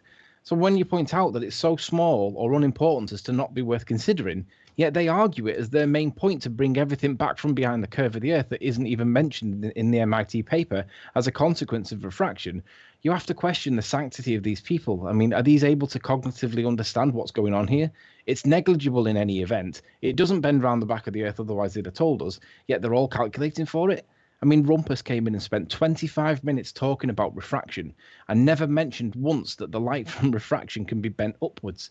He only talked about it in the context of down. And Nathan hadn't spotted it, and I came in objectively at the end of it, and I let him speak. And I said, Rumpus, you spent 25 minutes there and you never mentioned the word up once. And he was like, well, of course light can bend up. And I was like, yeah, we saw that with Soundly. Soundly proved that refraction bends light up. And he went mad because he was like, wah. But the reality was he never mentioned that light can bend up once. So he spent 25 minutes trying to tell us that light can bend around the Earth. And it got so extreme and preposterous and ridiculous that in the end I said to Rumpus, I said, listen, are you trying to say that with enough zoom and a clear enough day, you could effectively see all the way around the Earth and see your own arse in the telescope? And he had to say yes to it. And obviously we all burst out laughing. And Nathan just said, like, in this so patronizing and condescending tone, he just put this line together. And it's on my channel if you want to go and see it. But they all have to buy into this nonsense that refraction potentially allows you to see all the way around the Earth. And with enough zoom, you can see your own arse in the telescope. Yet what we're looking at here is effectively, you're looking at the lighthouse. You're not seeing any bendy light. You're not seeing any refraction. But what we can see in the evidence is that the little bit of refraction that we do see, you can see it on the corner here. You can see that little bit there. There's a little bit of something or other here. And as we go to the other side where this floaty land is, you can see that there's a little bit of refraction sat right on the horizon. But the problem with it is, A, it's negligible. But B, you can see where it stops. You can see the limitations of the refraction. And it's literally sat right on the horizon and it's negligible. Yet they spent hours talking about all the maths and all this. And it got to the point where not only were people falling asleep, I was like, do you not understand what the word negligible means? Why are you spending so much time and effort calculating something that by its own definition is negligible? And they didn't like it at all because maths is proof. And, I won't even go into my ice creams example, but if you really want to know, it's great to illustrate the point. It's simple. But the reality was that they're saying that if this light can be bent the way the maths tell them it can, it's real. And I was like, well, okay, so if you've got 2 ice creams and I've got 2 ice creams, how many ice creams are there? And Rumpus pipes up and he said, well, 4, of course. And I said, no, Rumpus, I can see your hands are empty and you can see my hands are empty. There are no ice creams. The word if at the beginning of that question is a presupposition. I said, and if we live on a ball, all this bendy light nonsense, yeah, it may mathematically calculate and explain it perfectly in your world. But I'm looking at this and I'm thinking, yeah, hang on a minute, isn't the refraction just this little bit of cloudy stuff that's the same color as the sky? Isn't that the limitations of the refraction? And they don't like it. They really did not like it, and it got so heated and so hostile. And in the end, Nathan said to them, listen, guys, if you don't like the fact that we're standing up to you, you can vote with your feet and leave. So they all left, and they all of a sudden, when they realized that they were totally and utterly cornered, they started this thing called protest. And it's led by the guy that left the answering machine message. He's done a video on it claiming protest. But the reality is they don't come back in there because they know that they're up against the wall, and me and Nathan have got their testicles cupped in our hand, and we're just about to start squeezing, and they don't come back in. So it's not that they're on protest; it's literally retreat. They realize that they called. No, it was Dim Osman. Oh, I didn't know him. Yeah, it was Dim Osman. That he sounded like half cut, but he's got very girly ankles. If you ever see him on his bed, he's got very girly ankles. So. The thing with the refraction and stuff too is, in these debates, it's from the opposing view is they like to keep that, the diagram that was shown earlier. They always, take the perspective as if you're looking, straight forward. But, everybody fails to think in a three-dimensional sense where that curvature is supposedly supposed to be hiding the Mako lighthouse. At 169 feet over the bulge in a straight line in front of you is also applicable to the sides, left and right, and behind you in 360 degrees. That arc should be apparent everywhere. So even just by panning the camera left and right, you should see the horizon literally drop away from you in an arch. Just like walking into a church, it should just be like an arch ceiling dropping away from you in all degrees around you, because no matter what point you're on, you're always standing on a point on a ball. So that arch is applicable in 360 degrees, and that's what the model shows. It's clear. Chris, let me ask you this: if I know it doesn't sound true, but I'm going to ask it. Is it possible that light doesn't bend ever, and that what we see when we see bending light, like people show the water coming out of the little water bottle as an arc, and then you see light going through that, and it looks like really the light is reflecting off the inside of that stream of water. So could it be possible that all light that we see is just reflecting in different directions, and there is never a curvature of light? It's a bit of an illusion. I mean, it follows Snell's law, which is refraction, right? It's just refraction through a medium. So the denser the medium, the higher the gradient of where it bounces around within the medium. That's in a straight line, right? It's right. Right, and that there's a gradient where light slows down. So what happens in really technical terms is when you shine a light into a medium that has a denser gradient than the light it came from, the light is actually being slowed down. So the speed at which it passes through that object or that medium, whether it's water, glass, or any other smoke, whatever, doesn't matter. As the speed reduces, it starts to arch and reduce. So it has a fall-off ratio following the inverse square law, which is Snell's law, and it's just an inverse square. It just loses speed and drops like a bullet. Right, that's all it's doing. It's slowing down until it can no longer go any further. It meets its resolution limit and falls off, which is that's the Doppler effect. That's what sound does, right? Sound. It's the same thing. It's a parabolic curve. That's all it is. I need to remind folk about the context in which our favorite guy in the swamp area of Louisiana. I'm sure you all know who I'm referring to. But the point is that he did his observations at 16 miles. And the thing is, if the Earth really had the curve that he claims at 16 miles, and the observation that we're doing is at like 120 miles and it's flat as a pancake, you're going to need some special poncho boots to be able to walk around, because he shows the curve like a basketball. Yet they all claim that this is beautiful examples of the curvature of the Earth. And it's like, are you kidding me? Can you not see that is clearly refraction, and it's whatever's going on that horizon? It's making everything look all distorted, just like Miles Davis did. They're big Evel Knievel fans, so you have to forgive them. Honestly, they probably still. Honestly, flat Earth, right? If you still believe that we live on a ball, right, a spheroid ball, it is the adult version of Father Christmas. Because you may as well believe in Father Christmas, because at least he was like genuine and credible when we were kids. But if you still believe that we live on a ball, and the amount of evidence that goes against the notion that we do not spin, B, we do not have curve, C, this nonsense that they call gravity, if you can't see that there are problems with it, you may as well go back to believing in Santa and regress to a childhood state, because it becomes ridiculous. one Can I example of just say something that pulling this things has to the been center. amazing, by the way. I've really, really enjoyed this, guys, and especially for myself because over the last year I've seen some very complicated ideas, and for the last few months I've really been saying that what's going to win the day is the simple, observable proofs, like no spin, no curve, and I mean this is pretty much the best one I've almost ever seen, and you guys have done a great job laying it out. Well done. And don't forget, it's been peer reviewed as well. It's not as if it's just put a video on YouTube. These guys have come in for 20 plus shows, and I've been battered by them all. And me and Nathan basically believed what we were seeing was a good flat proof, regardless of whether it was island or not. It was still a good flat Earth proof. And they came in time and time again. And in the end, it got to the point where me and Nathan sat back and just kind of put our feet up a little bit and just started to enjoy the ride because they had nowhere to go. All the maths they were applying and all the calculations that they were putting into it, and they realized that they weren't working, so they'd have to readjust the position after previously claiming that they could calculate for any building on this island now. And it was demonstrated that it was simply false. They'd got the maths wrong. Even though the maths was working out, they were applying the wrong the wrong solution. They weren't getting the solution by the wrong maths. So me and Nathan got to the point where we were like, this is fantastic. We can just sit back and let this ride because these guys have got nowhere to go. And then obviously they started this protest, and the protest has meant that they've not come back in. And they're claiming that they're boycotting it. But the reality is, of course, there's nothing to explain why there is nothing obstructing the view. It's glorious. I have an office troll that I will show this to when I go to work in a couple of weeks' time, back to work, and he will say it must be refraction because we do live on a globe, so it must be the light bending over the top. It must be because we are living on a globe. Right. All the other planets are globes. The moon's a globe. All the atoms that make up all of us are in a spherical form. All molecules, In everything orbits. forms a globe, forms a sphere in a natural state, and that's what he says.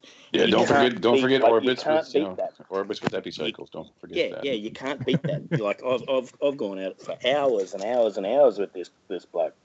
For hours. Yeah, but you've got a name for someone like that, though, haven't you? beat him. There's a label you can attribute to him. You can just call him a fantasist because that's what he is. In order to believe that, you have to involve your brain in fantasy. So he is, by definition, a fantasist.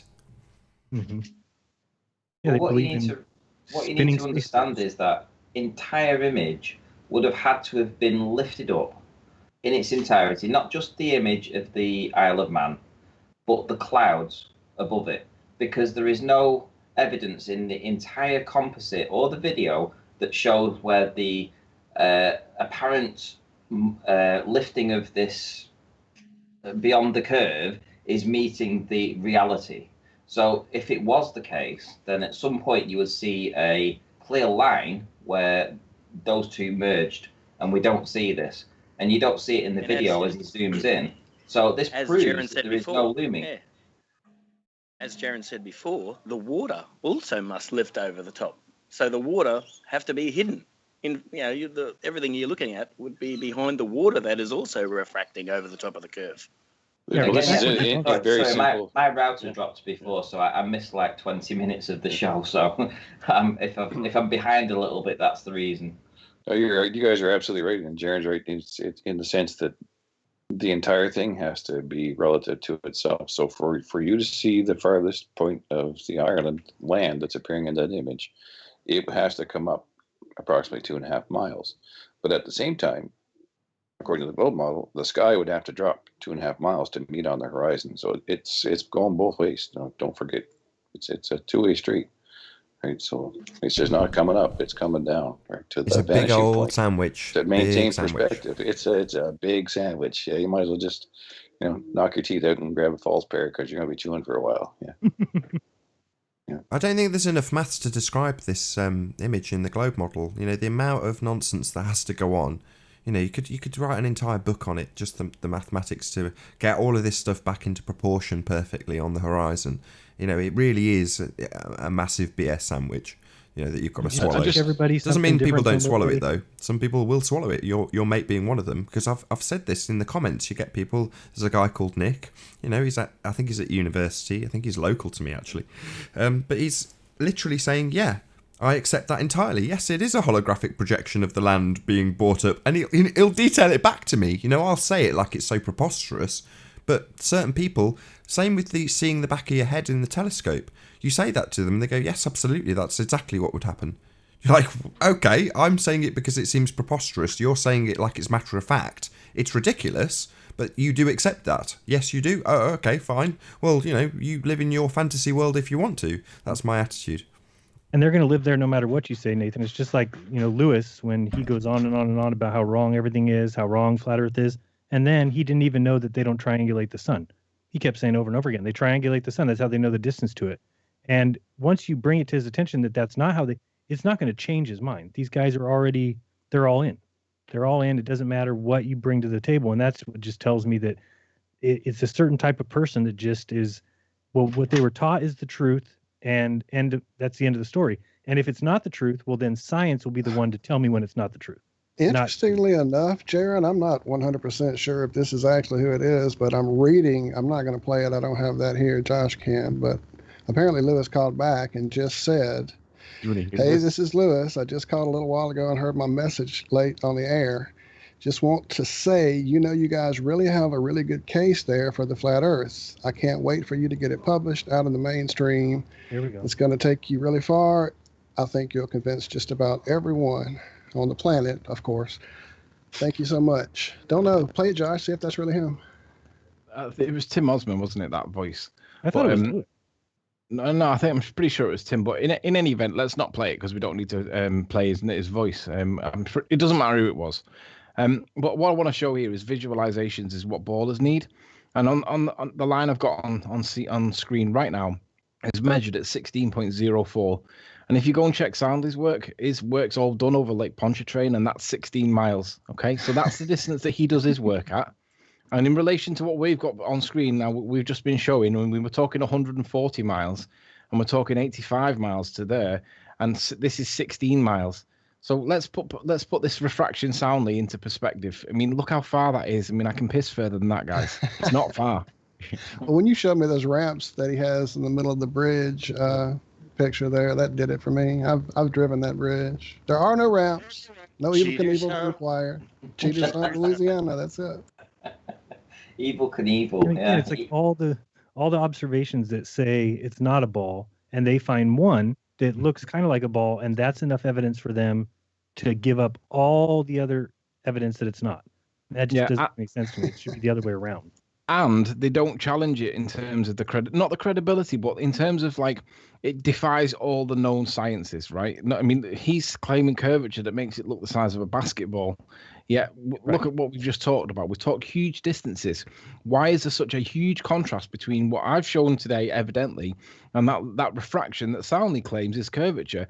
Why is there such a stark difference between the two? Surely it would be similar, right? It's nothing like the other thing is, too, we have no problem debunking each other. If I say something wrong or somebody else, we'll bring it up. I mean, the thing is, those guys just let each other go, whatever they say.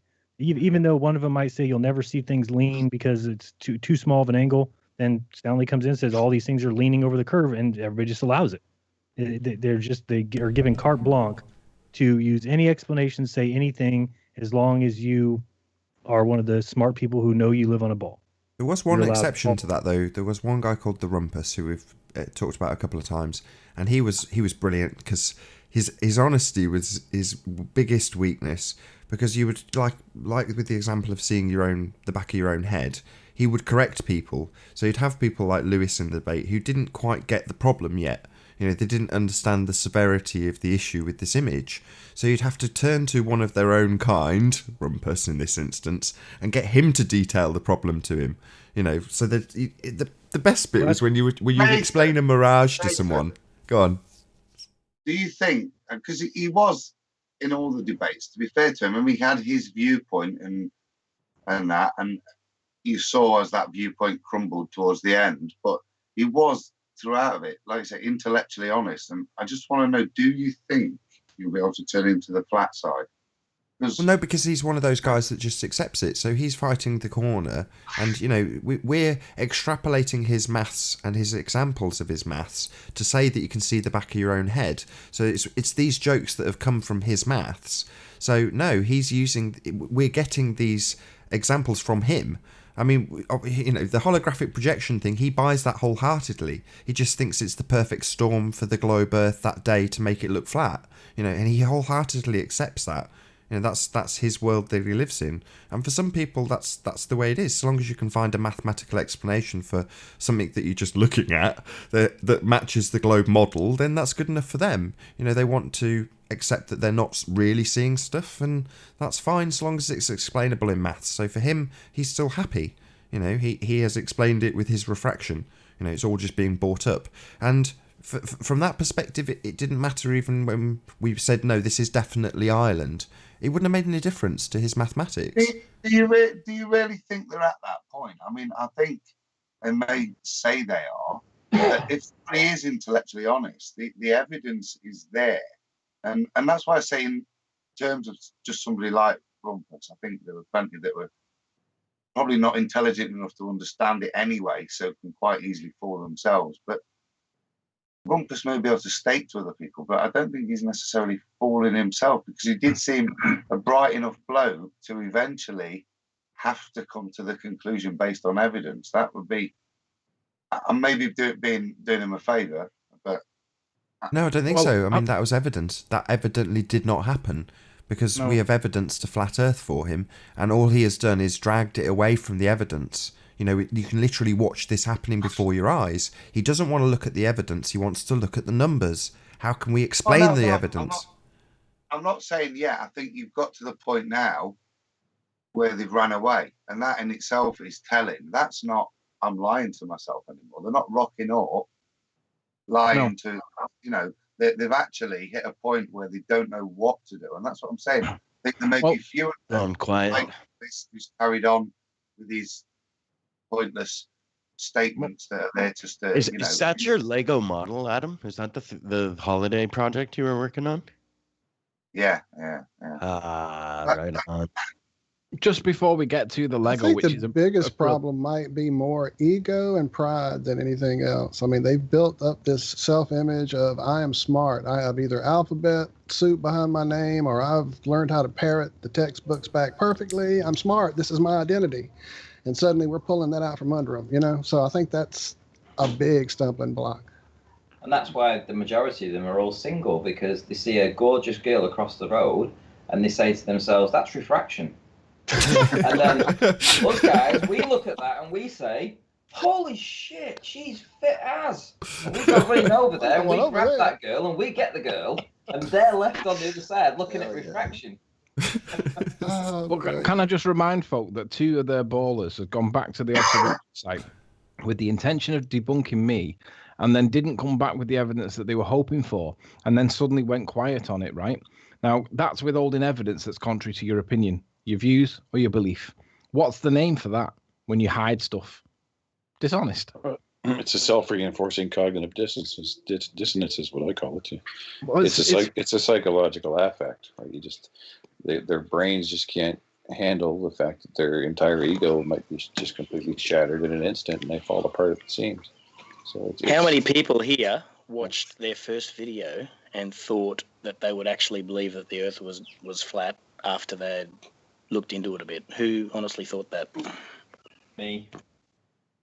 To be honest, I watched the 200 Proofs one, and then I watched Mark Sargent's one, and at that point, I actually didn't think it was flat, obviously, because I needed to do more work.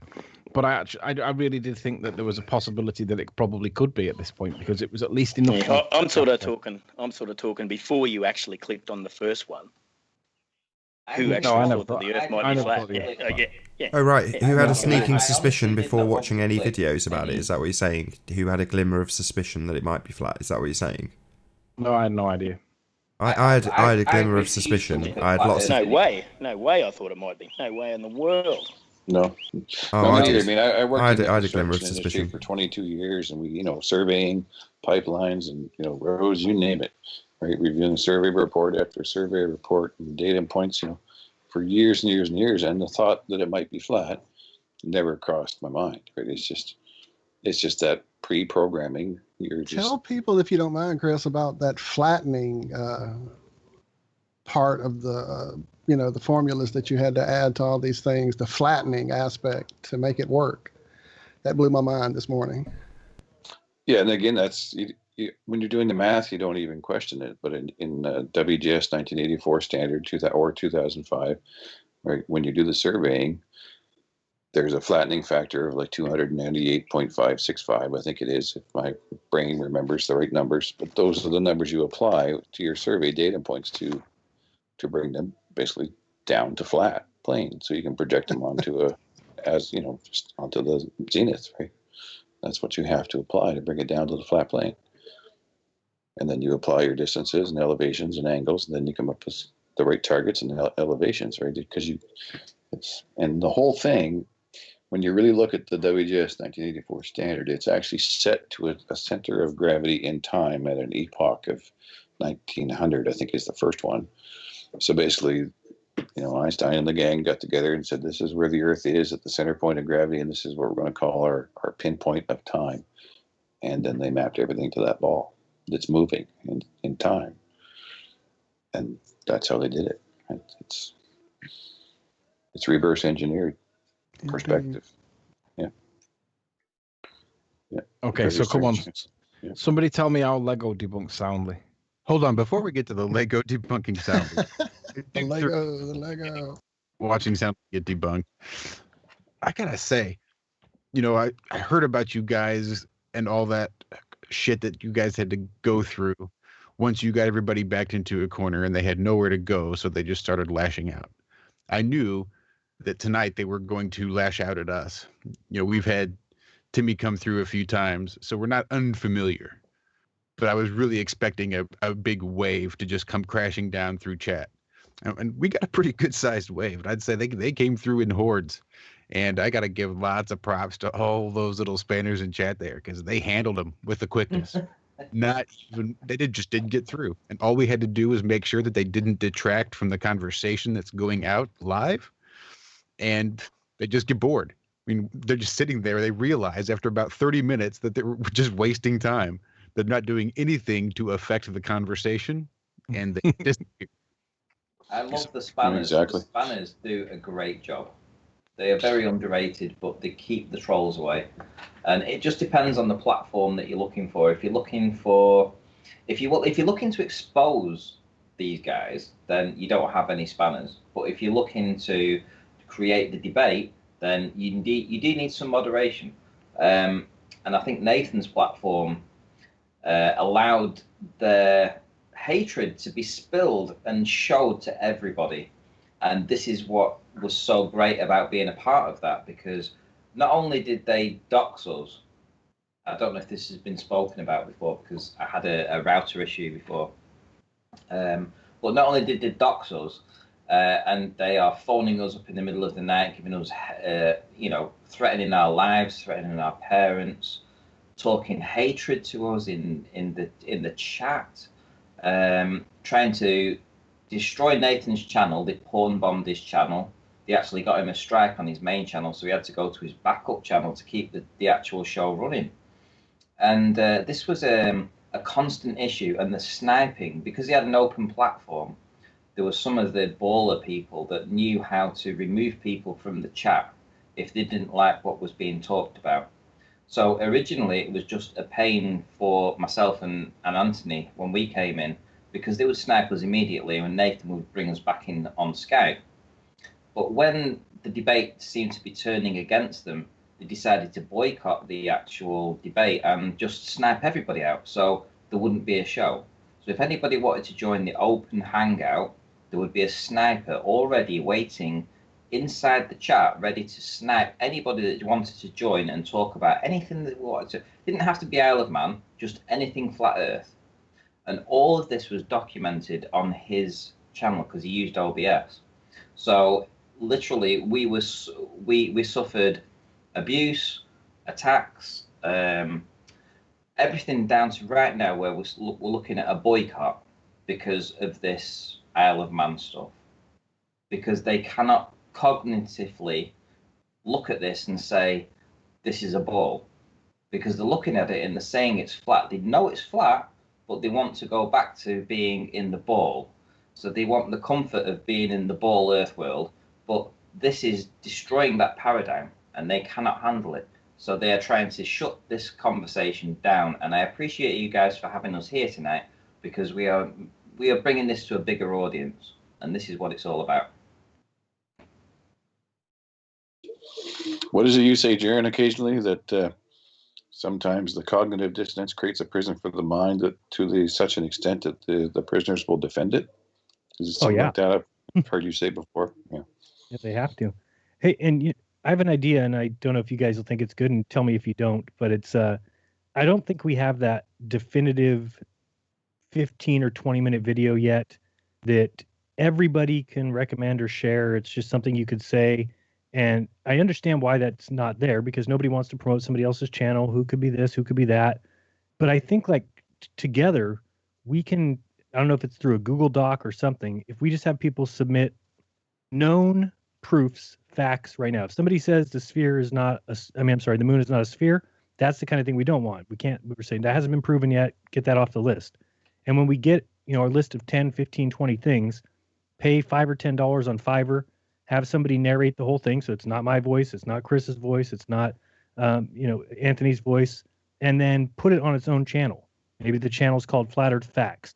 And we put that video on there. And then this way we have a keyword that we can refer people to that is that go-to video. And I don't know who's in charge of it, or, it's like, I'm not interested in that bullshit. Like, I just want a video I can send people to. And maybe each person has their own. I don't really have one on my channel. If somebody were to ask me, why do you think the Earth is flat? I'd say, watch all my videos. But I also think out of all my videos, I'd be able to come up with 5, like Canagal. People, that is an observed thing. It's happening. You're seeing 160 miles away. They're seeing the peaks of those mountains. Call it whatever you want. But I'm just thinking of, you think that would be possible for us as a community to do? This has been my hope. And I've spoken about it for the last 3 or 4 months, and I've literally said to everybody that I come across, I wish we had a central hub where everybody could give their evidences over and say, if you go to this location is on the map, because now we have from point A to point B, we have proved that it's flat, so we can literally tick this area off and say this is the flat. I understand exactly what you're saying, Jaronism. Seriously, I do. Our buddy James has said the same idea as far as getting together a central area for these quick 5, 10, 15-minute type videos that have definitive proofs, not sky high, and not ideas, speculation. But, right. Which but is important. We have to have the ability to throw shit out there, because when you're lied to, now you're fighting from behind the 8 ball. So sometimes you do have to kind of throw some stuff out there and get some response. But I think at this point we've got enough things combined that we should be able to do a really good 10, 15, 20-minute video and have somebody really good narrate it. Fiverr, you can get somebody for $10 to narrate. 10 or here, Jaron, let me show you how the ballers do it. They have one Google Will document. Shatner to narrate. Well, we don't even need that. All we need is this is how the ballers do it. They have one Google document. It's a spreadsheet on a Google Drive that they all refer to, and in the Google document, like for example, they've got under the tab that says "Honest Flat Earth Questions." Somebody at some point has put in an entry that says, "What's geodesity?" I struggle with that word. Geodesy. Geodesity. I always struggle with it, but nonetheless, if they talk about geodesy, they will cite these references in response. So what we should do is we should have the same kind of thing. So we should have tabs underneath that say curvature, gravity, rotation, and at least that way all of the flat earthers would have concise arguments. We come up with the same things and it keeps them on track. That's the point. What if somebody puts something that we don't agree with as a group, and then how do you pull that into question? Let's say somebody put the sphere, the moon is a flat disk, something I don't personally agree with or don't have evidence one way or the other. So how would I address that? I don't know how Google Docs works. So I think I'd have to speak with Ranty for that one, because I don't understand what you can and can't do. But nonetheless, I realize that they have this cohesion that we don't have. Absolutely. this instant ability for them to literally, they're like ants. You know, when you upset the ant nest and like thousands of them come out the woodwork? Right. It's like that. When the minute they were on the ropes and they were receiving a couple of blows, it's almost as if they put the distress signal out with a scent out their arse, and then all of a sudden they would all come out scurrying out, and all of a sudden there's 6 of them on the panel, and it's literally it's impressive. It is impressive. And the other way is with flat earthers. If somebody starts getting beat up, then everybody gangs up on him. It's like, It sounds. I think it'd be a good idea too to burn the candle at both ends. Like the debate side of it's one thing, but I'd also like to see the community come together and aside from the debate part, which is enjoyable to some and not so much to others. I'm not big on the debate thing, but I'd like to move forward and actually develop, just basically abandon the ball completely and develop, basically an anti-ball education system that teaches the truth and how to do math according to, non-curve mathematics and real physics that works, non-self-sustaining dynamo iron core ball systems, and say this is probably how a more reasonable explanation, like to take the science to the next level. I think that's why I'm so interested in FE core for that reason, that specific reason, is to develop new science, new technologies, and just completely step away from the ball and say, well, that makes no sense. So what can we do with this new paradigm, and what new science can be brought to the table? Because we're so locked in right now to like whatever we observe, you have to then pass that through the field of science, which is not the way it should be. I mean, we should really, when you observe something, when you know it's a fact, when we have the evidence and the proofs, that just needs to be put into that category. There may be crazy explanations that somebody's given for it, but we can worry about that after we start to get our book together, or your list. Develop your own peer review system and your own science and your own board members, and say this is our peer review. And if you put something on the paper and somebody comes and says, well, I don't agree with it, then there should be a simple conversation there of whether or not the statement there is a fact. Like, I feel like we've gotten away from, like, there isn't facts, or there's two ways to say everything, or yes and no. There are some fundamental truths. There are. And we should be able to recognize them. Yeah, I think in essence what you're saying is it needs to be, I was just going to say, it needs to be taken out of the realm of conspiracy and put in the realm of science. In the true definition. Right. But by doing that, though, that means that if you're going to categorize us as science, that comes with a budget. That's never going to happen, right? And let's not forget, folks, like the power of ourselves, the power of our own relationships. Let me throw a fact out. 85% of people would look into a topic or try something different if a trusted friend told them about it. So... Wow. Let me ask you guys, or let me actually challenge people on the panel and people listening. How many people have you told in person about flat Earth this week? Everyone I know. Everyone I speak to. Everyone I know. Everyone. Everyone, basically. Everybody. See that? You can't escape it if you're talking to me. I've been telling people about the bloody show and go and watch this QED thing. It's brilliant. Go and watch this. Go and watch it. It's been an exciting week of evangelical flat earthing. Yeah, it definitely changes how you approach it, and I think for me it was difficult to actually have the courage, and Jaron was saying earlier, you develop a confidence, a self-confidence in it, and it's almost like evangelizing. It's shaky at first, but when you get used to it, you really see what your inner self and what you can actually impact, because people trust you, they know you, they can see your face. If you believe it yourself, if it's because of your observations, your tests, your research, it's such a different feeling than before, when you even fight against things just because you were taught it in school. You don't know. As somebody on Ask.fm the other day was talking to me about stellar sizes and how bright they are, and he says, well, let's get some fundamental truths right, like the sun is 1.5 times as bright as such and such star. I'm like, how the hell? What do you? That's not a fundamental truth. You just got that out of a book, or somebody told you that. You don't have any evidence of what the sun would be brightness wise versus another star, because all that distance has been taught to you. And it's just crazy the amount of people that will put those things in their truth category. But I think you're so right about what you just said about coming up with either ways to get the word out there. Like one thing that I saw, I don't know, was 2 years ago on Facebook. Somebody said, change your guest Wi-Fi name to Research Flat Earth. So mine's been that way for 2 years, and I don't even realize it, that every time somebody goes anywhere in this neighborhood to log on to their Wi-Fi, they're seeing Research Flat Earth. because that's the name of my guest network. So little things like that may only spread the word to, my neighborhood, but if everyone, did that. Every time I fly, I write it in Sharpie on one of the magazines in the There you seat go. in front of me all the time. At least 5 pages I'll do. My wife has a PDF that has like 6 little cards on it that she takes with her when she goes to the bank or and she just leaves them at every ATM, every counter at the grocery store, every store she goes to. I mean, I think things like that are just invaluable. And what you're talking about, Anthony, about a website, or not a website, but like Google Doc, also it'd be great to have those things easy print for people. They can just print it, and then, because some people don't feel comfortable talking to people in person, but they would feel good about leaving those at a ATM or leaving them at the bank counter.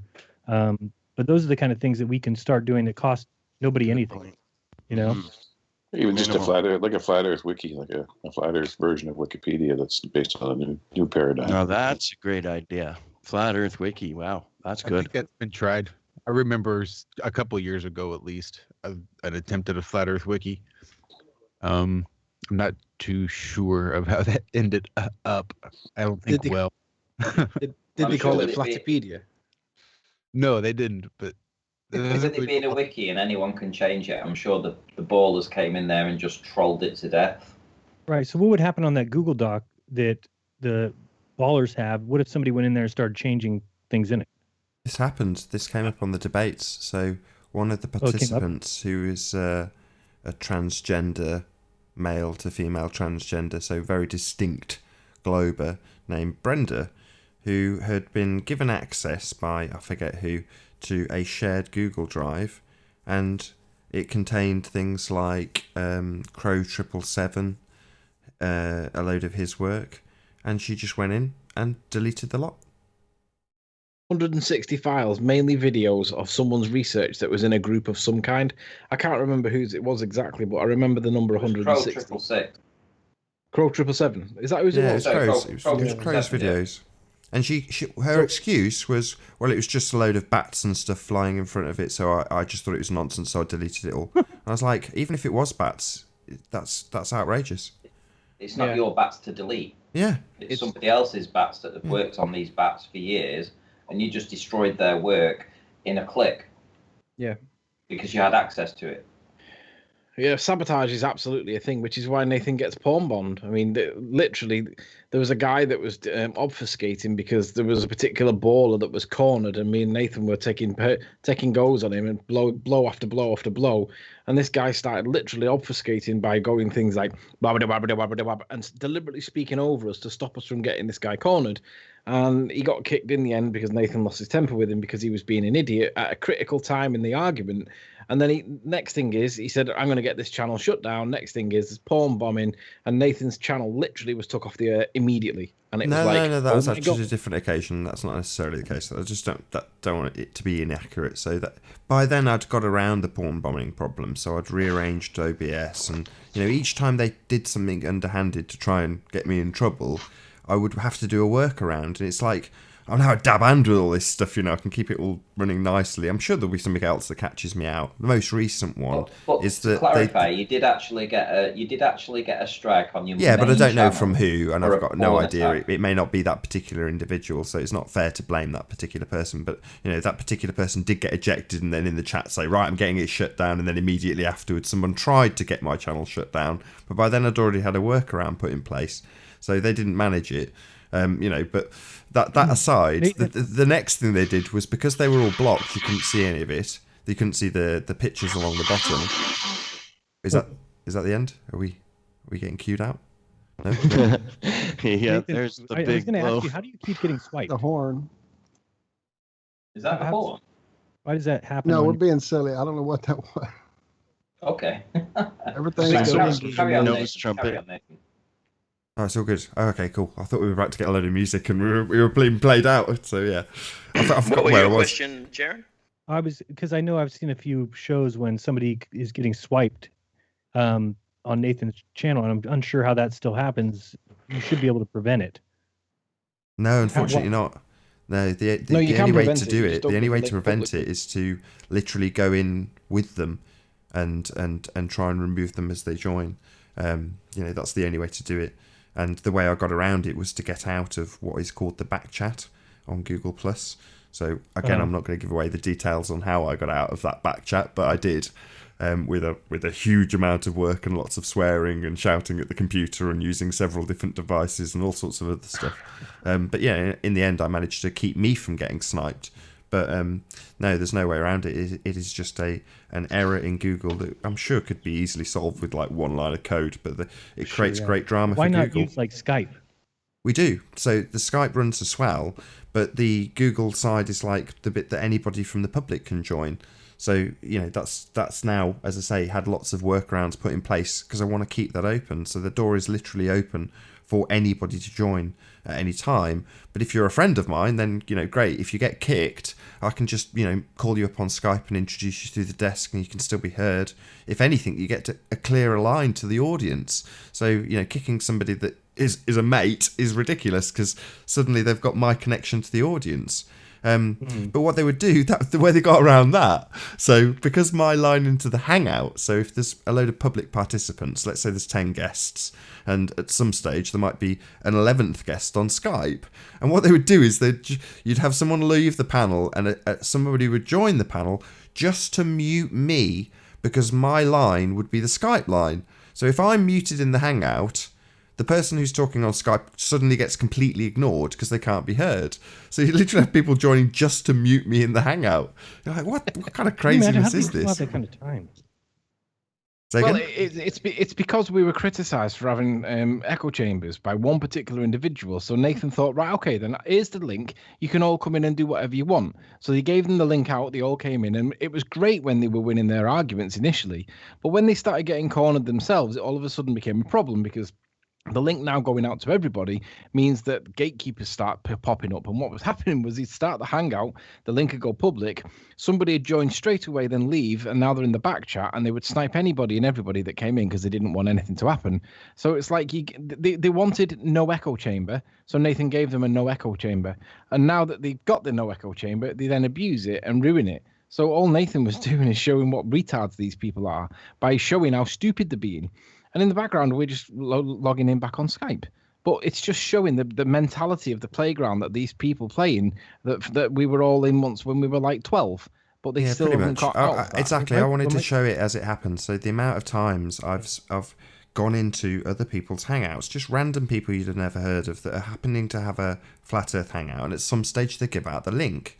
Now, dangerous though that is, very dangerous if you're running it on Google Plus without a front end like OBS running it, because they can literally kick you out your own show and have 5 minutes of uninterrupted pornography on YouTube, getting your channel completely shut down. So but some people do it. They still give out the link to people publicly while it's running on Google.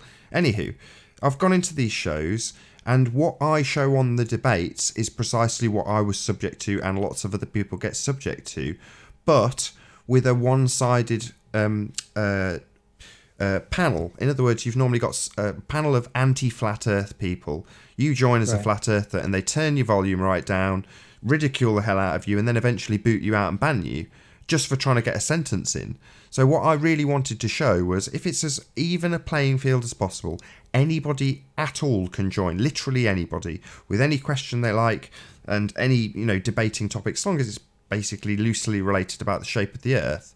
Sometimes that wasn't even the topic on occasion. But again, that aside, that was the point, because I wanted to show exactly what happens in this situation in YouTube. So if you have a Hangout and you say, right, I just want two reasonable people to talk about this subject, flat earth, this is what it descends to. And most of all, I wanted to show the chat, because the chat is the pits. It's disgusting, it's vile, and there's nothing anybody can do about it. You can't moderate the chat. If you try and ban somebody, they just come back with a different account. If you could repeatedly ban them, they'll make the account name something vicious, so that when you ban them, the account name still scrolls up the screen with all of the words as the actual account name. In other words, there's basically nothing you can do to moderate these people. And it's only in Flat Earth that it is so vitriolic in the chat. And for some reason, because people accept the globe, it seems to be acceptable to ridicule flat Earth. And I really want to show people that the kind of nonsense, the filth, and it's horrible. But I want people to see it. It's like, if you want to talk about the shape of the Earth, if you just want to talk about what's in a photograph, let's boil it down to brass tacks here. We've got a photograph of something, and we're just going to talk about what's on it. That means that you're going to have your mother's whatever talked about, your address released, your phone number released, your family ridiculed, just for talking about what's in a photograph. That's what really happens. And it's raw as it comes, and I wanted to show it. Basically, that's it. Good, because I don't even look at my chat anymore if I do a live show. I won't even glance at it, and then I don't ever display it on the screen, because then I'm just immortalizing it. And then when the show's over, whatever was said in the chat is gone forever. So that's the way I've gotten around that. Like, you guys want to be dirtballs in there all the time, then go ahead, enjoy yourselves. I'm not even going to acknowledge it during the show or after or ever, because I don't watch it. I don't see it. So, but I think that you're right. Showing it does at least show people what's going on, which is just disgusting. I mean, it's constant name calling, and like you said, setting up accounts in different names, and they must have all the time in the world. I had to IP lock my email addresses because I was getting people trying to sign into my email every day, which is just ridiculous. Who has time to do that? And all it would do is make it, when I went to go sign in, it would say, your account's locked. And I'd have to do the whole recovery thing and go through the multiple steps. And I was having to do that every day. And it was like, who has that kind of time on their hands? So, I mean, if somebody's got time to do that, they've got time to make 100 sock puppet accounts, switch them at a drop of a dime just to come right back into a chat. It's crazy. I think we can get rid of that stuff, though, by at least changing the way that we're doing things. Nathan, one idea, I don't know if you ever thought about this. Have you ever thought about having like a themed, for instance, we never know what we're going to get with your debates, right? But I think that if you had people sign up for like a Tuesday night, it's a 2-on-2 thing. So maybe Ranty and Anthony sign up to, argue on one point, and then two guys sign up on the other point. And then you can kind of highlight it as that's the title of the show, and people can go watch it knowing that's what's going to be debated, and it could be kind of structured. Just an idea. Yeah, I mean, it's certainly an idea. I mean, the main thing I wanted was an open door to everybody, which is kind of the antithesis of what you've just said, if I'm honest. But yeah, it's certainly an idea. And certainly in the past, people have said, could I just arrange it a one-on-one with certain so-and-so? And yeah, I'd be open to that idea. There's no reason why not. I've certainly moderated other debates in the past. And I'd like to think that, with the exception of some of this Isle of Man stuff, because there was a key point in the debate where Anthony pointed out to me that I will, and my answer was the same. It was like, I want to show that happening, where someone would get a really good point in, and what the Globers would do is they bring it back to the beginning of the point, so the audience misses that the person's actually won the argument because they just take it right back to the beginning. And I was like, yeah, well, I would really want to show how they co-opt the arguments every time and just bring them back to the beginning. I really want to show that. And it's like, well, you've done like 60 debates, maybe just stop that from happening, take a bit more charge. I was like, oh, okay, fair enough. I'll try and keep people on track a bit more. And that was when suddenly the Globers started to turn against me, because what was happening was they were getting the opportunity to constantly just distract the audience. So as soon as I started to keep the audience on track, of course, we've got reality on our side. The argument started to be won because the audience was kept on track. But when we would get to a crescendo, they'd want to shut the show down. And again, like I say, this is all stuff that I wanted to show. I'm hoping we've now reached a point with some of these, the antagonists in anti-flat Earth, if you want to call it that. We've got a big fat stick to beat them with. They come back in and we can just beat them with this big Isle of Man stick every time they come in. And they hate it. If some of them come back eventually, they'll understand that they're going to have that stick beaten.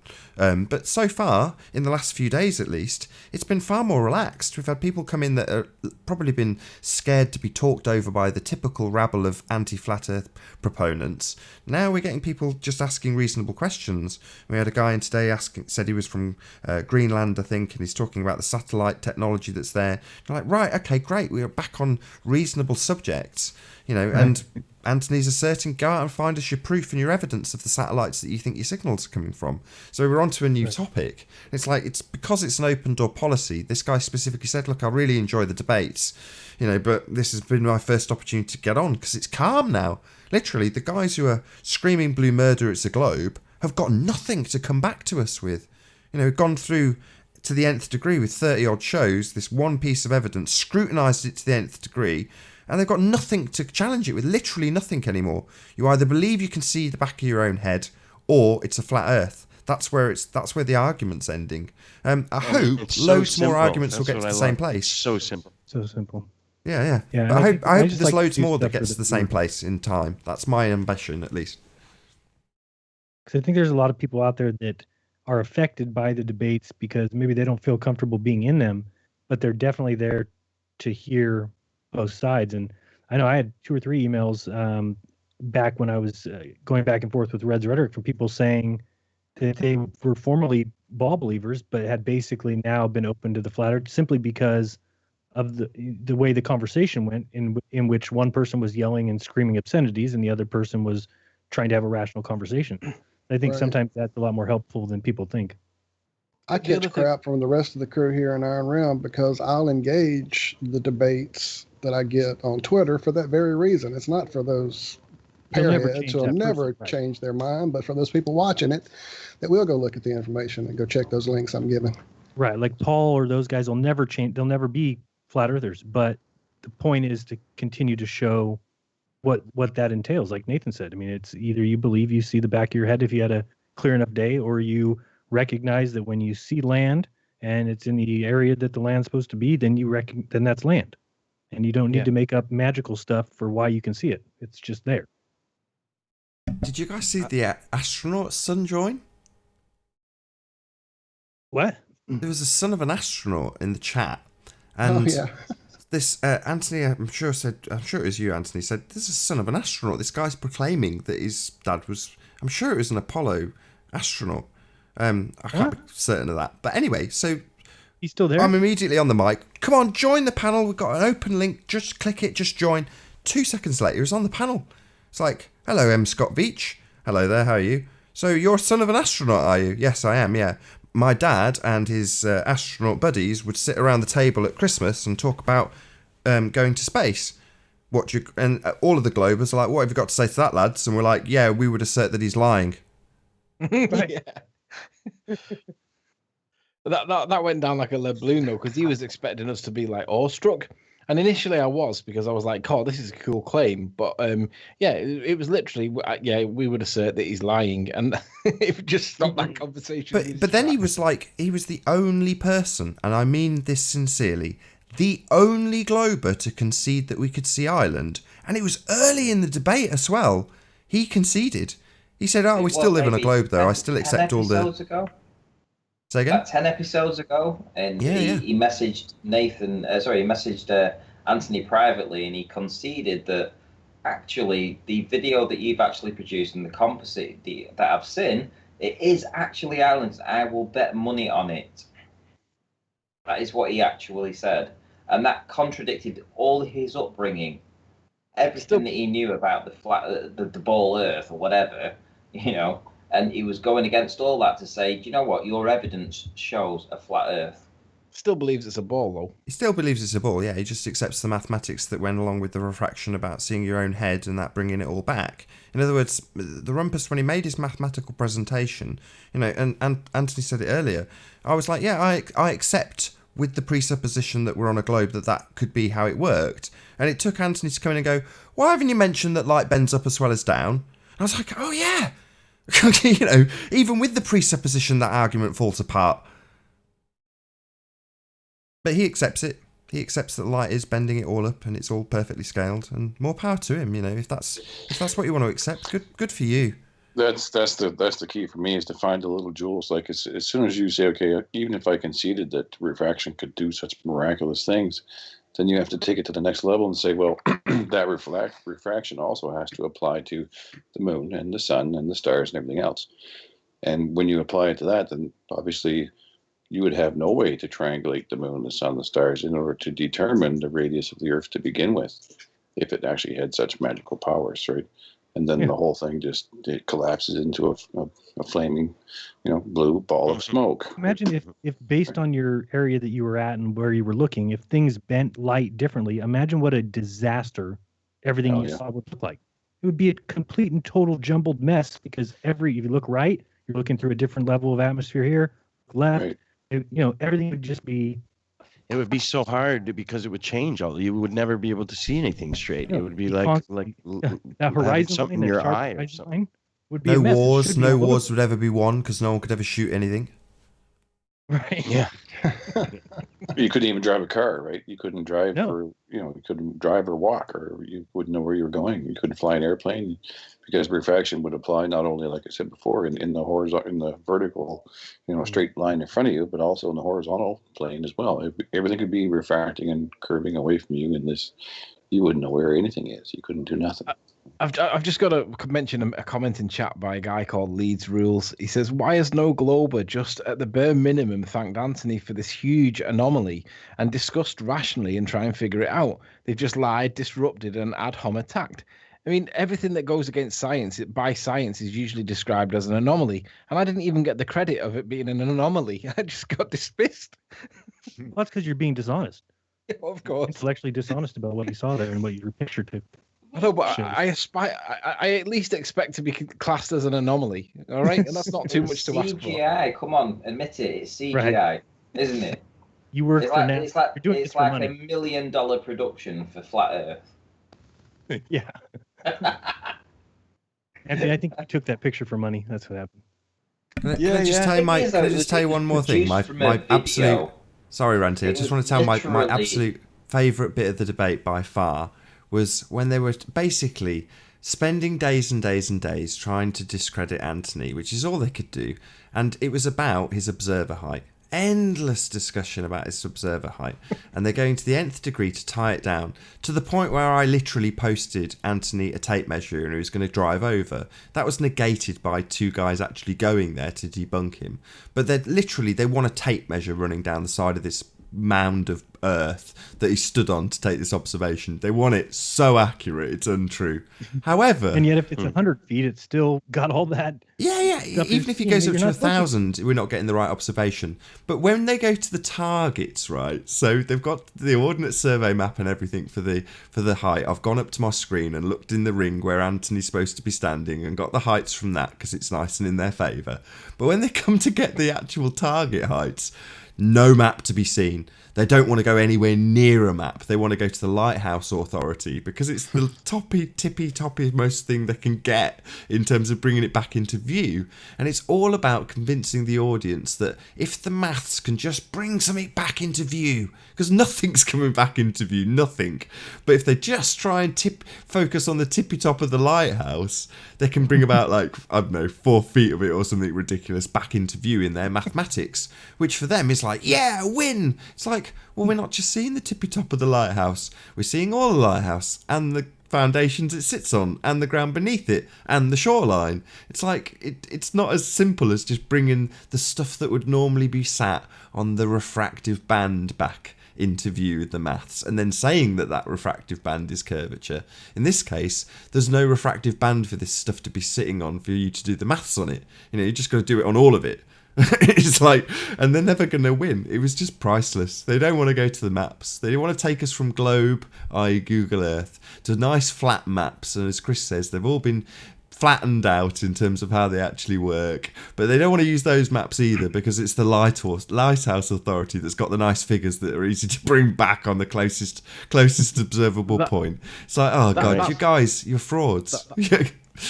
That point that you're on about the flat maps was my favourite part of the whole debate because we had Paul Voigt, a self-proclaimed physicist, and Nathan had innocently asked when they were talking about these maps, they wanted to use the thingy maps, the Ordnance Survey maps, because they were more favourable. They needed to get me as high as possible, and there was a disparity between the two. Now, obviously, that's not my fault. It's a disparity between the two systems, but obviously, I'm the dishonest one because I've gone with the one on Google Earth and I didn't go with the other one. I mean, have you ever seen anybody put their observer height based on Ordnance Survey maps? No, we just all use Google Earth. But in this case, it's the first time that the Globers actually wanted you to use a flat Earth map for elevations, and for them to actually turn against the globe model, which was the Google Earth. This is the funny part because we've got Paul Voigt, a self-proclaimed physicist, and he's probably a high school teacher, right? But nonetheless, and Nathan had innocently said, "Is the Ordnance Survey map based on a ball or is it based on flat?" and nobody knew the answer. So I thought, I'm going to research this, because at the minute Nathan's the one that's being attacked. So in the background, I'm looking it up to see if we can find out what it actually says. So I'm on the Ordnance Survey website, and I've read it, and I've read what it said, and I thought, right, first reading, it's telling me it's taking it from a ball and then backwards mathematically calculating it to be flat. And I read it again a second time, and I thought, yeah, that's definitely what it says. I thought, I don't want to get this wrong, because if I get this wrong live, I'm dead. So a third time I read it, and I've convinced myself that that's what it says. So I get it on screen, and I get Paul back, and I reels him back in, and I says, listen, this is the position. It appears, according to their own website, that they backwards engineer the mathematics to make it from a ball back to being flat again.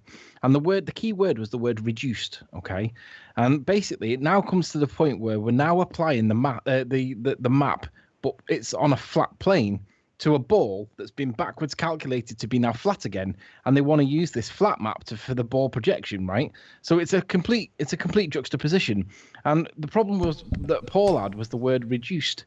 And I was like, Paul, it says clearly that they're reducing it back from the spheroid shape of the Earth back to a flat map. And he was like, no, Anthony, that's not what it says. Where does it say that? And I highlighted the word reduced.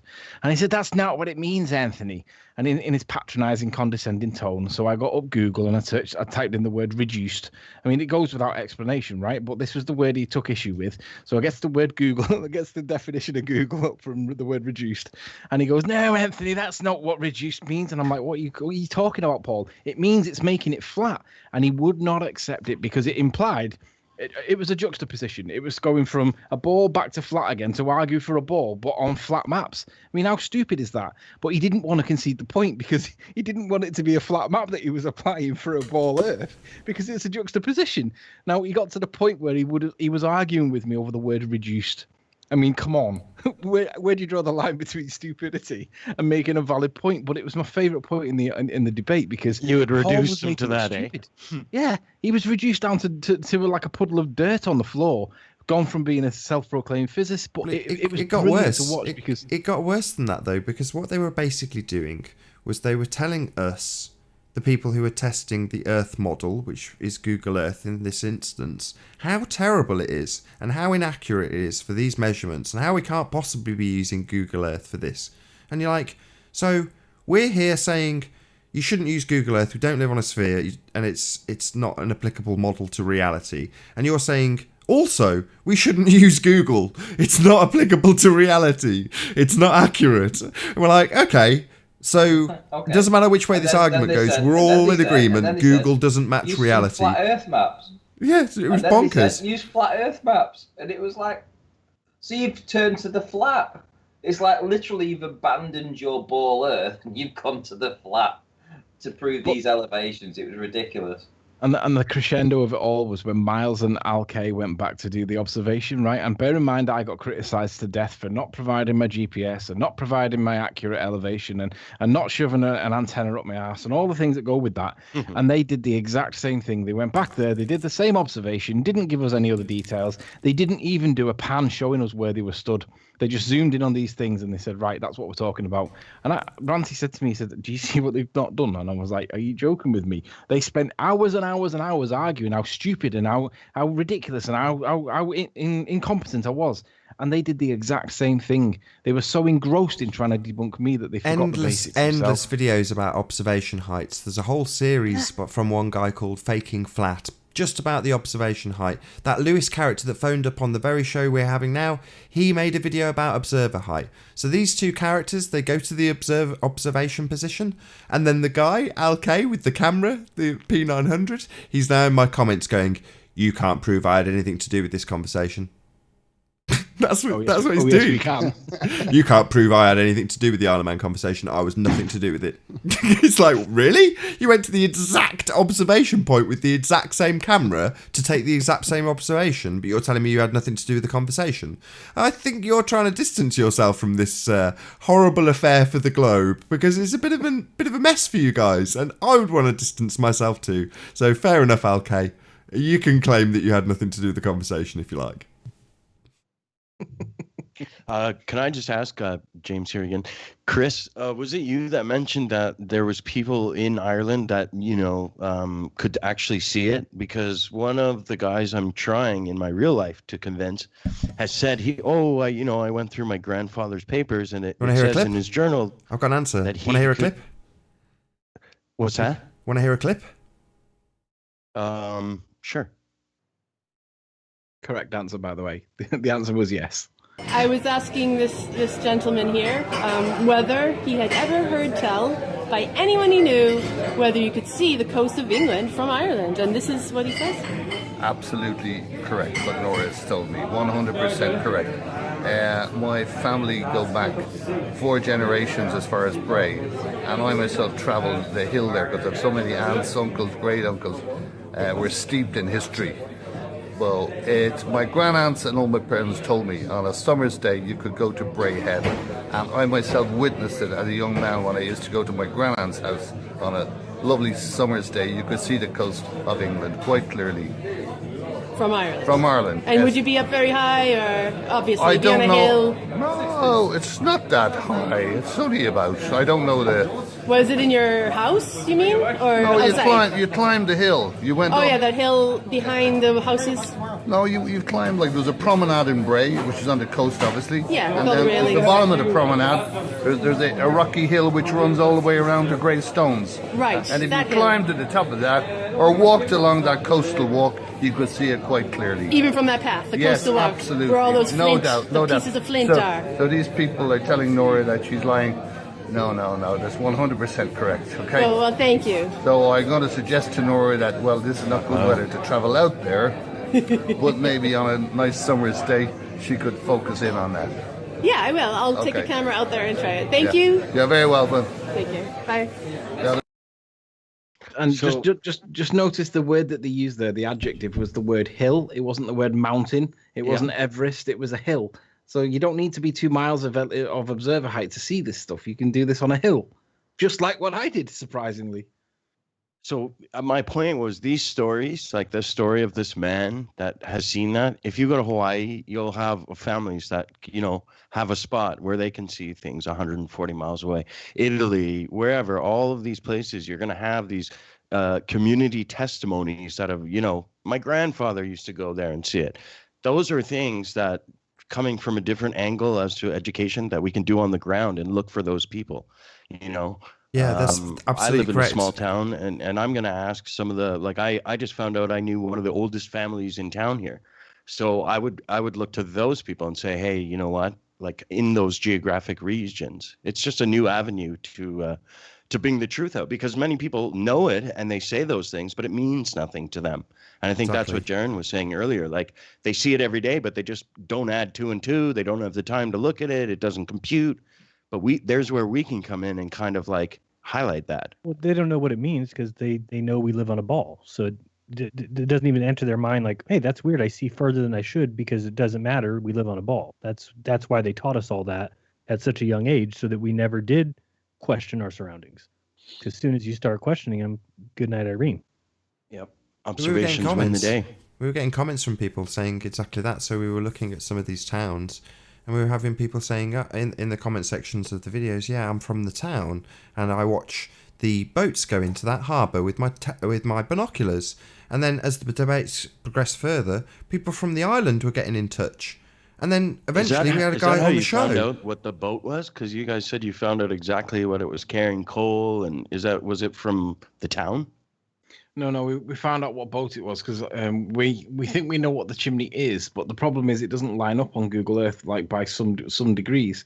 And I think a lot of it's to do with the point that Jaron makes, which is that if you head east on a ball, you're always heading towards the equator because, I'll show you it rather than describe it. But if I show my screen briefly, in this particular observation, you see my screen now. Can you see my screen? Oh, hang on.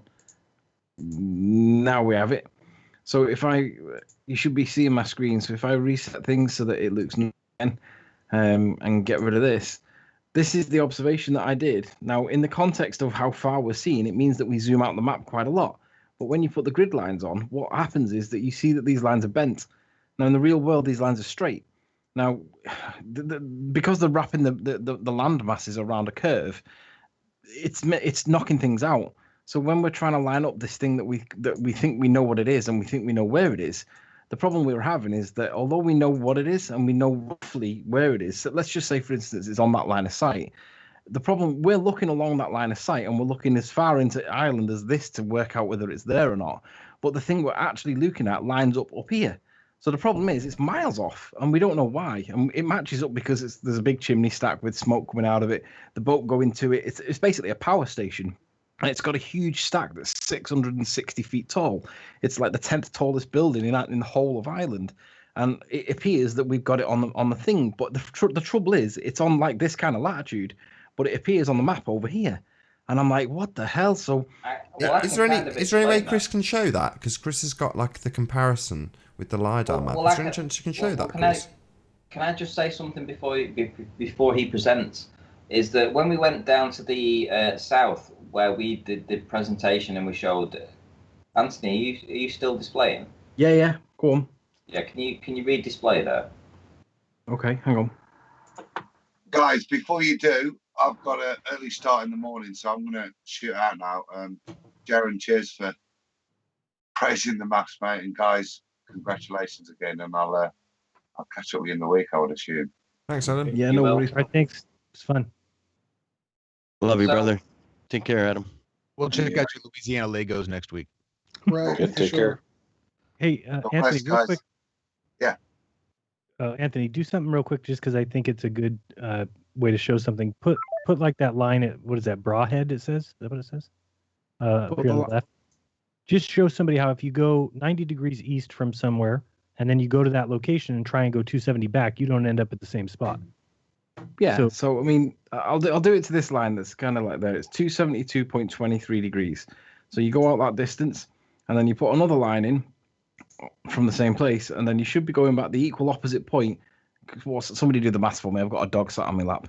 272. What's the opposing figure? Well, make it easy. Just pull out a little bit more, and then just go 90 in one direction. Stop there, and then go back. It should be 270, and it won't be. Okay. Just go like find a 90 spot that you can go 90 from. Okay, there. Go 270. Well, I'll have to do it with that side because that's okay. So 90 would be there, and then you do the same line back, right. And then 270 would be completely somewhere else. Yep. See, it's kind of there. So you should be going back on the same bearing, but you're clearly not. And so somewhere directly east of you, wherever that location is, you're not directly west from them, and that alone should shake Globe Earth to the ground, because we were never taught that. Well, this is it, right? If you zoom out a little bit and then you try to maintain a 90-degree heading, like from anywhere on any one of those lines of latitude, right? You'll end up like if you start the Arctic Circle and try to maintain a 90-degree angle. Yeah, you'll end up at the equator in no time, right? It's that far out. It's like if you're at the east coast of the United States, so you're at New York, and you go 90 degrees east and draw that line out, you'll end up underneath Australia. Yeah. That's where 90 degrees east is from New York. Well, it'll work all the way around the Earth, right? So we can just carry this 90-degree line on. Although I can't because my dog's wriggling. But yeah, that's far enough to show the point there, right? It gets absolutely preposterously out of whack, right? And that's specifically because they've taken a flat grid square map and wrapped it around the ball. That's why the lines go, to a point of infinity at the north and south, right? Because so, Jaron, let me ask, because it's a square grid system applied to a sphere.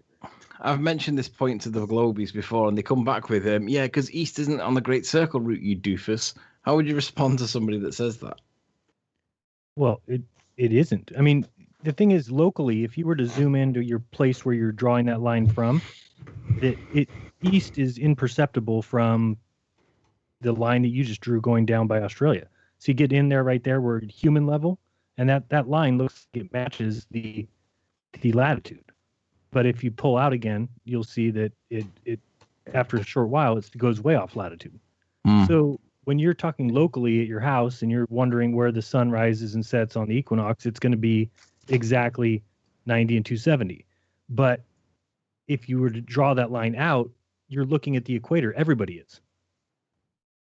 that's the Yeah, weird it's thing because about it. they've layered it, right. So as you zoom in, they're using an algorithm. It's just a micro displacement algorithm. So as you zoom into the ball, they take the map and they flatten it Correct. to a flat square map. So the closer you get to the surface, the more accurate. The 90 see there, you can see the change. There's a transition point there, and if you zoom in a little further, it'll transition again, and eventually Right. become square. That's the It's thing. a It square has to flat. displays for you what you want to see, because we just proved if something 90 from somebody and then you go to that location and you're not directly east of them, then think about what that entails for the idea of the equinox. If I'm looking somewhere where the sun is rising at my 90, but to somebody else I'm not at their 270, then how would the sun set at my 270? What's the globe explanation for that, Jaron? As in, have you spoken to a we live on a ball. That's just the way the ball works. I mean, but these things all come out after. They say them after because remember, nobody knew, and I am including myself here, nobody knew that lines of latitude weren't directly straight into the cardinal position. I mean, I always thought That's for sure. Yeah, I mean, I thought north and south were cut and dry, and then east and west are 90-degree angles off of, or perpendicular off of that north-south line. But to find out that you actually do have to turn, and this is why they have to hide that stuff, because remember the beginning of Flat Earth, the whole laughing part of it was, oh, you'd have to be turning. You'd be going around a circle, you'd be turning. And everybody laughed and laughed. Then they found out, oh, shit, the globe's the same way. That all planes turn. Unless you're on the equator, on the globe Earth, you have to turn. That's the way it goes. And do you notice? No. Well, that's why autopilot flies every plane, because the pilot just sits there and the autopilot adjusts a tiny little hair turn to the left every mile that you would never even notice, but it's turning. And I don't even know any pilot that would argue with that they know that that's what's happening, because if you just tied a rope to the North Pole, put a pole actually at the North Pole, and you tie a rope to it, and if you're a mile away from it and you go east, well, obviously you're going to start circling the pole. Well, it's the same no matter how far you go away from it, just a lesser amount of curve. If you're right next to the pole, your curve is really quick. You could run around the pole. If you're 6,000 miles away, the turn is ever so slightly. But just like the flat Earth, you have to adjust. Your compass adjusts. As you go a little bit east, you have to kick a little bit to your left, because north is always turning. I don't think there is an explanation other than to say the reason that exists is because we live on a globe. That's kind of their explanation for everything, right? Like, I've yet to see an example of things pulling to the center, which sounds insane because you're like, that's the whole structure of their entire world. Yet I've never seen one example. You could pour out water on the ISS, it'll go all over the place. Pour out a bag of Skittles, go all over the place. When do we get to see one time things coalesce into a ball? You can squeeze water out in the ISS out of a straw, and because of surface tension, you're going to carry that little ball of water. But if you're talking about building planets out of stellar explosions in space, how did they ever become planets? How did dust get together and say, okay, I'm going to be the Earth, start piling on me, Mars, you take some things over there? It's impossible. It doesn't even. Don't forget the big collision with the moon too. That was quite a turning point in history. Big point in history. Fact, by the way. Yes. Oh yeah. I mean, absolutely. Hey guys, this was literally something that I pointed out some time ago, and it confused us at the time, which was we knew where the lighthouse was, which was here. And this was on the original composite before we actually did some more work on it. And we knew that the Isle of Man basically dropped off here. And this little band of refraction it was so low, it was like 7 meters in height is the elevation of this land. So we knew that all this land behind was Ireland. But the only thing large enough to show up would have been those mountains. The issue was, and it was a massive issue, is that it doesn't line up in the line of sight.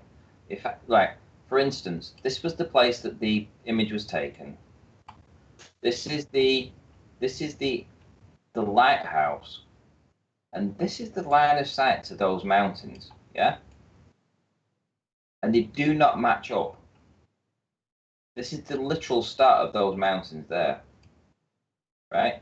But we know that on the image they should be here. And the distance, the actual distance, funnily enough, is the distance between the curve on the z-axis and the curve on the x-axis, so, or y-axis, whatever. So literally, it was like 2.5 miles. These mountains should have been moved 2.5 mountains this way on a flat Earth, and then it would have matched up. Then what we saw in the image, which is Ranty, something you can do there is if you zoom down to the water level and turn your grid lines on, you'll see the grid lines spread out in a fan. That's a good way to illustrate that. But basically, okay, so, well, if we go to these here, and we see the lighthouse here, and these mountains are in the background, yeah? But on Google Earth, it shows that the mountains are way over here to the left, right? So they're actually falling away to the left. And if you look at the position where Anthony was and how he actually took his image and his video, on a ball Earth, it would pull the mountains to the left because they're going down and to the left. But what we're actually seeing in reality is the mountains are behind Lighthouse. And this kind of backs up your assertion that if you go east, you're not actually going east. Because these mountains should be here, where this cursor is. It should be moved about 2.5 to 3 miles this way. And if you look, you can see the problem, because if you look at the topper frame, there's a bloody great big curve. Yeah, exactly. So the curve is going this way. So the mountains are going this way, right? The curvature this way to this way is 2.6 miles. So, you know, on this axis, it's 2.6 miles. Whereas, so it must mean that it's 2.6 miles this way too, because we're on a ball. Well, this is it, right? Everything along that line of sight to the left, this way. Everything on the left goes left, and everything on the right goes right, and it all spreads out like a fan in front of you, and just keeps getting worse and worse and worse until you no longer can triangulate anything. On a flat Earth model, these mountains would be here, as is actually shown in the video in reality. But on the Google Earth, it positions the mountains in the wrong position because it's falling away. So this is this is golden. This is brilliant proof for flat Earth.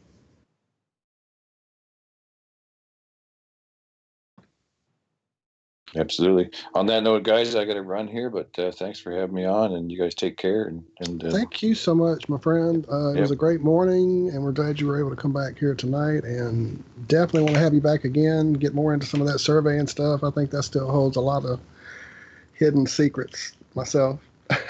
Yeah, absolutely. Yeah, you guys take care. Yeah, and we'll see you again. Thank you, Chris. See you soon, Chris. See you later. Bye bye.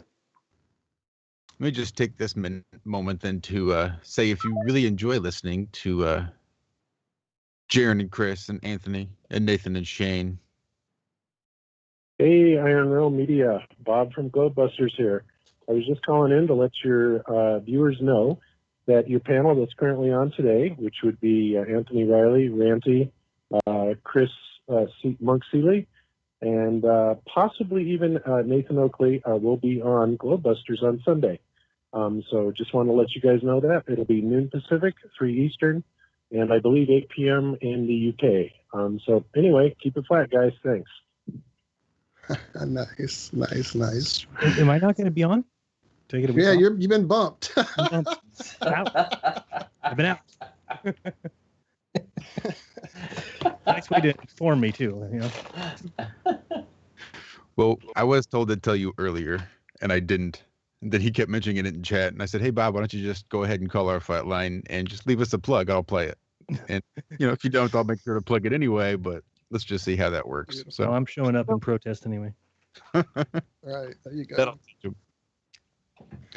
So for me, the conclusion of the whole Isle of Man thing is that we got the benefit of a really good flat Earth proof rig, whether it was island or not.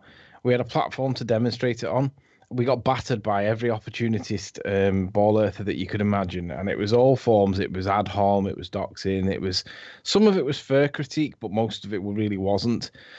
But in the end, I mean, it made the evidence stronger and stronger and stronger. And what it allowed us to do was then claim that not only was it credible evidence, but it's also been peer reviewed by the ballers themselves, and they've got nothing. Nathan puts it brilliantly when he says they've got nothing, and they have nothing. So if for no other reason, like that debate channel, it effectively is peer reviewing, and it's the only way we can peer review it. But the reality is this: there ain't no curve on that evidence. There ain't no refraction on that evidence that is anything other than that little squiggly line on the horizon, which we can show where the limitation of it is. It stops pretty quick afterwards. So we can't go into the realms of non-standard refraction, and ultimately it is what it shows. If you honestly believe that we live on a ball after seeing so little curvature and what it's meant to look like after it's modeled on a sphere and how it doesn't work, you've got to get to the point where you think to yourself, come on guys, what evidence will you ever accept? Do you actually want us to go into space and look back and show the disk that we live on? Because obviously they can't even go into space and prove that we live on a ball. Yet that seems to be the standard that they want from us in return. Yet we ain't got $52 million budget a day.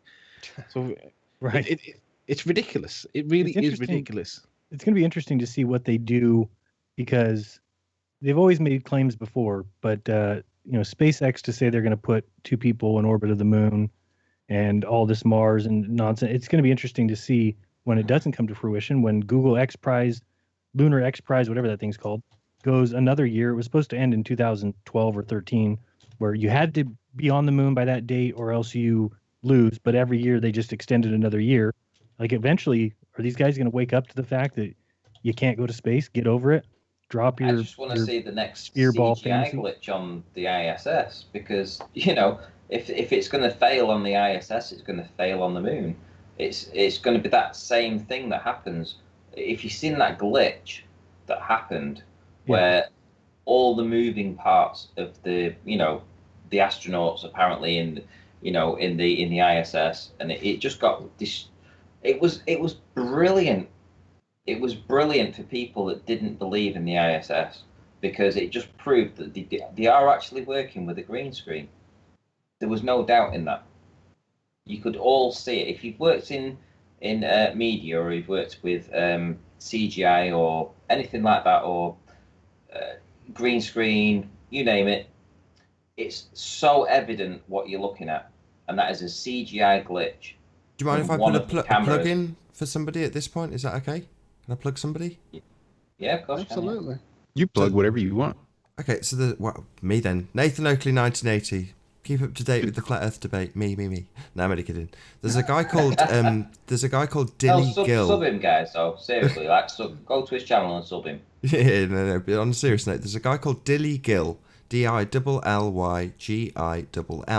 and Dilly Gill has documented from really early on how they have got to today's faking of space, and it's not short, but highly addictive. It certainly was for me. I've watched his videos many times, and basically he details how they used the space shuttle as a 0G plane, and he details it in great detail and explains how they have used that information to map the current CGI, and he takes it through history, if you will. So he goes through the stages where they haven't got the technology to do it live, like now, and the stuff you're detailing with the image collapsing in on itself in the first layer. Hysterical for us to laugh about it. That has had a road, and Dilly Gill has basically detailed that road in terms of them filming stuff in free fall, which is what you'd get in the Vomit Comet. Essentially, the 0G plane that is the space shuttle has been used to film those things. All the things we see on the ISS now, water bubbles floating around, those layers of CGI, they've all come from the space shuttle. And he maps it out in terms of the time that they've got, in terms of the telemetry, which has been done by a few people. But then he takes it on to the next stage, which is when they were at, sort of Jurassic Park levels of CGI mapping, but they've got to do it in post-production. And the most fascinating part is where he shows how they fake a live audience. So they've got a live link up with somebody on, it would be whatever, Mir or on the space shuttle, right? So they're on the space shuttle, they've got a live link up with a live audience in the States, and the presenters are looking at the audience are looking at a very small CRT TV that's being filmed. That's your setup on the stage, and it's being broadcast out to the people. And what the audience are getting is a camera angle that is lower than the camera angle that they are eventually going to use in post-production to create the glorious images that are looking like they are in, whatever you want to call it, in zero G, right? But essentially what they're doing is that, as we all know, they're all on trapeze, they're high wire. But with the second angle, this lower angle, they can show on what he calls crapo vision, very fuzzy vision, them doing some, tricks that they'll later sharpen up in post-production and present to the audience as though it's gone out live. So they're very, very, very well-rehearsed trapeze artists, in essence, doing their bit to camera with a bit of, it's a magic trick, that's all it is. Yep. And then they do post-production on it, and then they give that later to the audience in the news, reels, and all the rest of it. Fast forward to today, and they do that in real time. They literally do it as you watch it, and it's not good enough. The stuff fails repeatedly, and that's where we see all the glitches with the microphones. But how the microphone came to spin the way it does, how the girl's necklace came to float the way it does, how all those bubbles come to be, floating around when they wash their hair, that all came from the shuttle missions. What's that channel again, Nathan? Dilly Gill, DILLYGILL.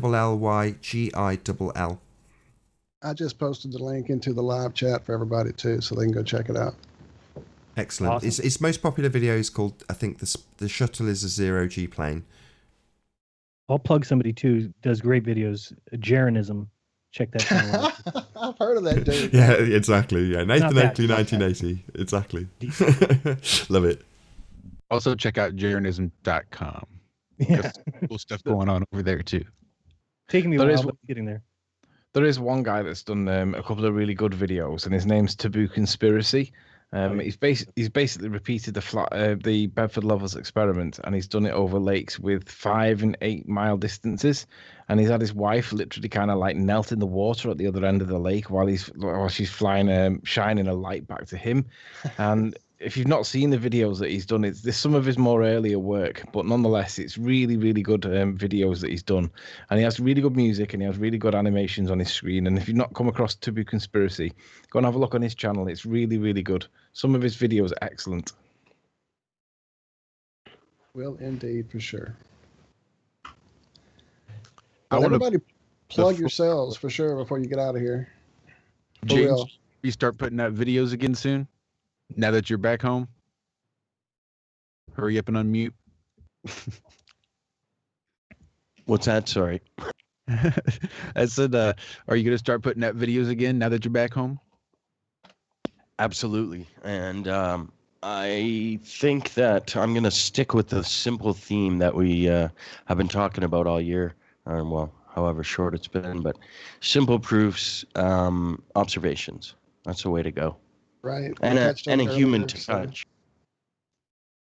Yeah. All right, so I'll plug myself and I'll plug Ranty. I think Ranty's left. You can find me on YouTube. My channel name is Sleeping Warrior. My face is all over it. I'm not a faceless warrior. I'm often on cam. You'll find Ranty at the name Ranty, Ranty with an exclamation mark. Obviously, you'll get Nathan. You can find him just by typing in a variety of words. Flat Earth Debate is one of the easy ways to do. But you need to, if you've not seen the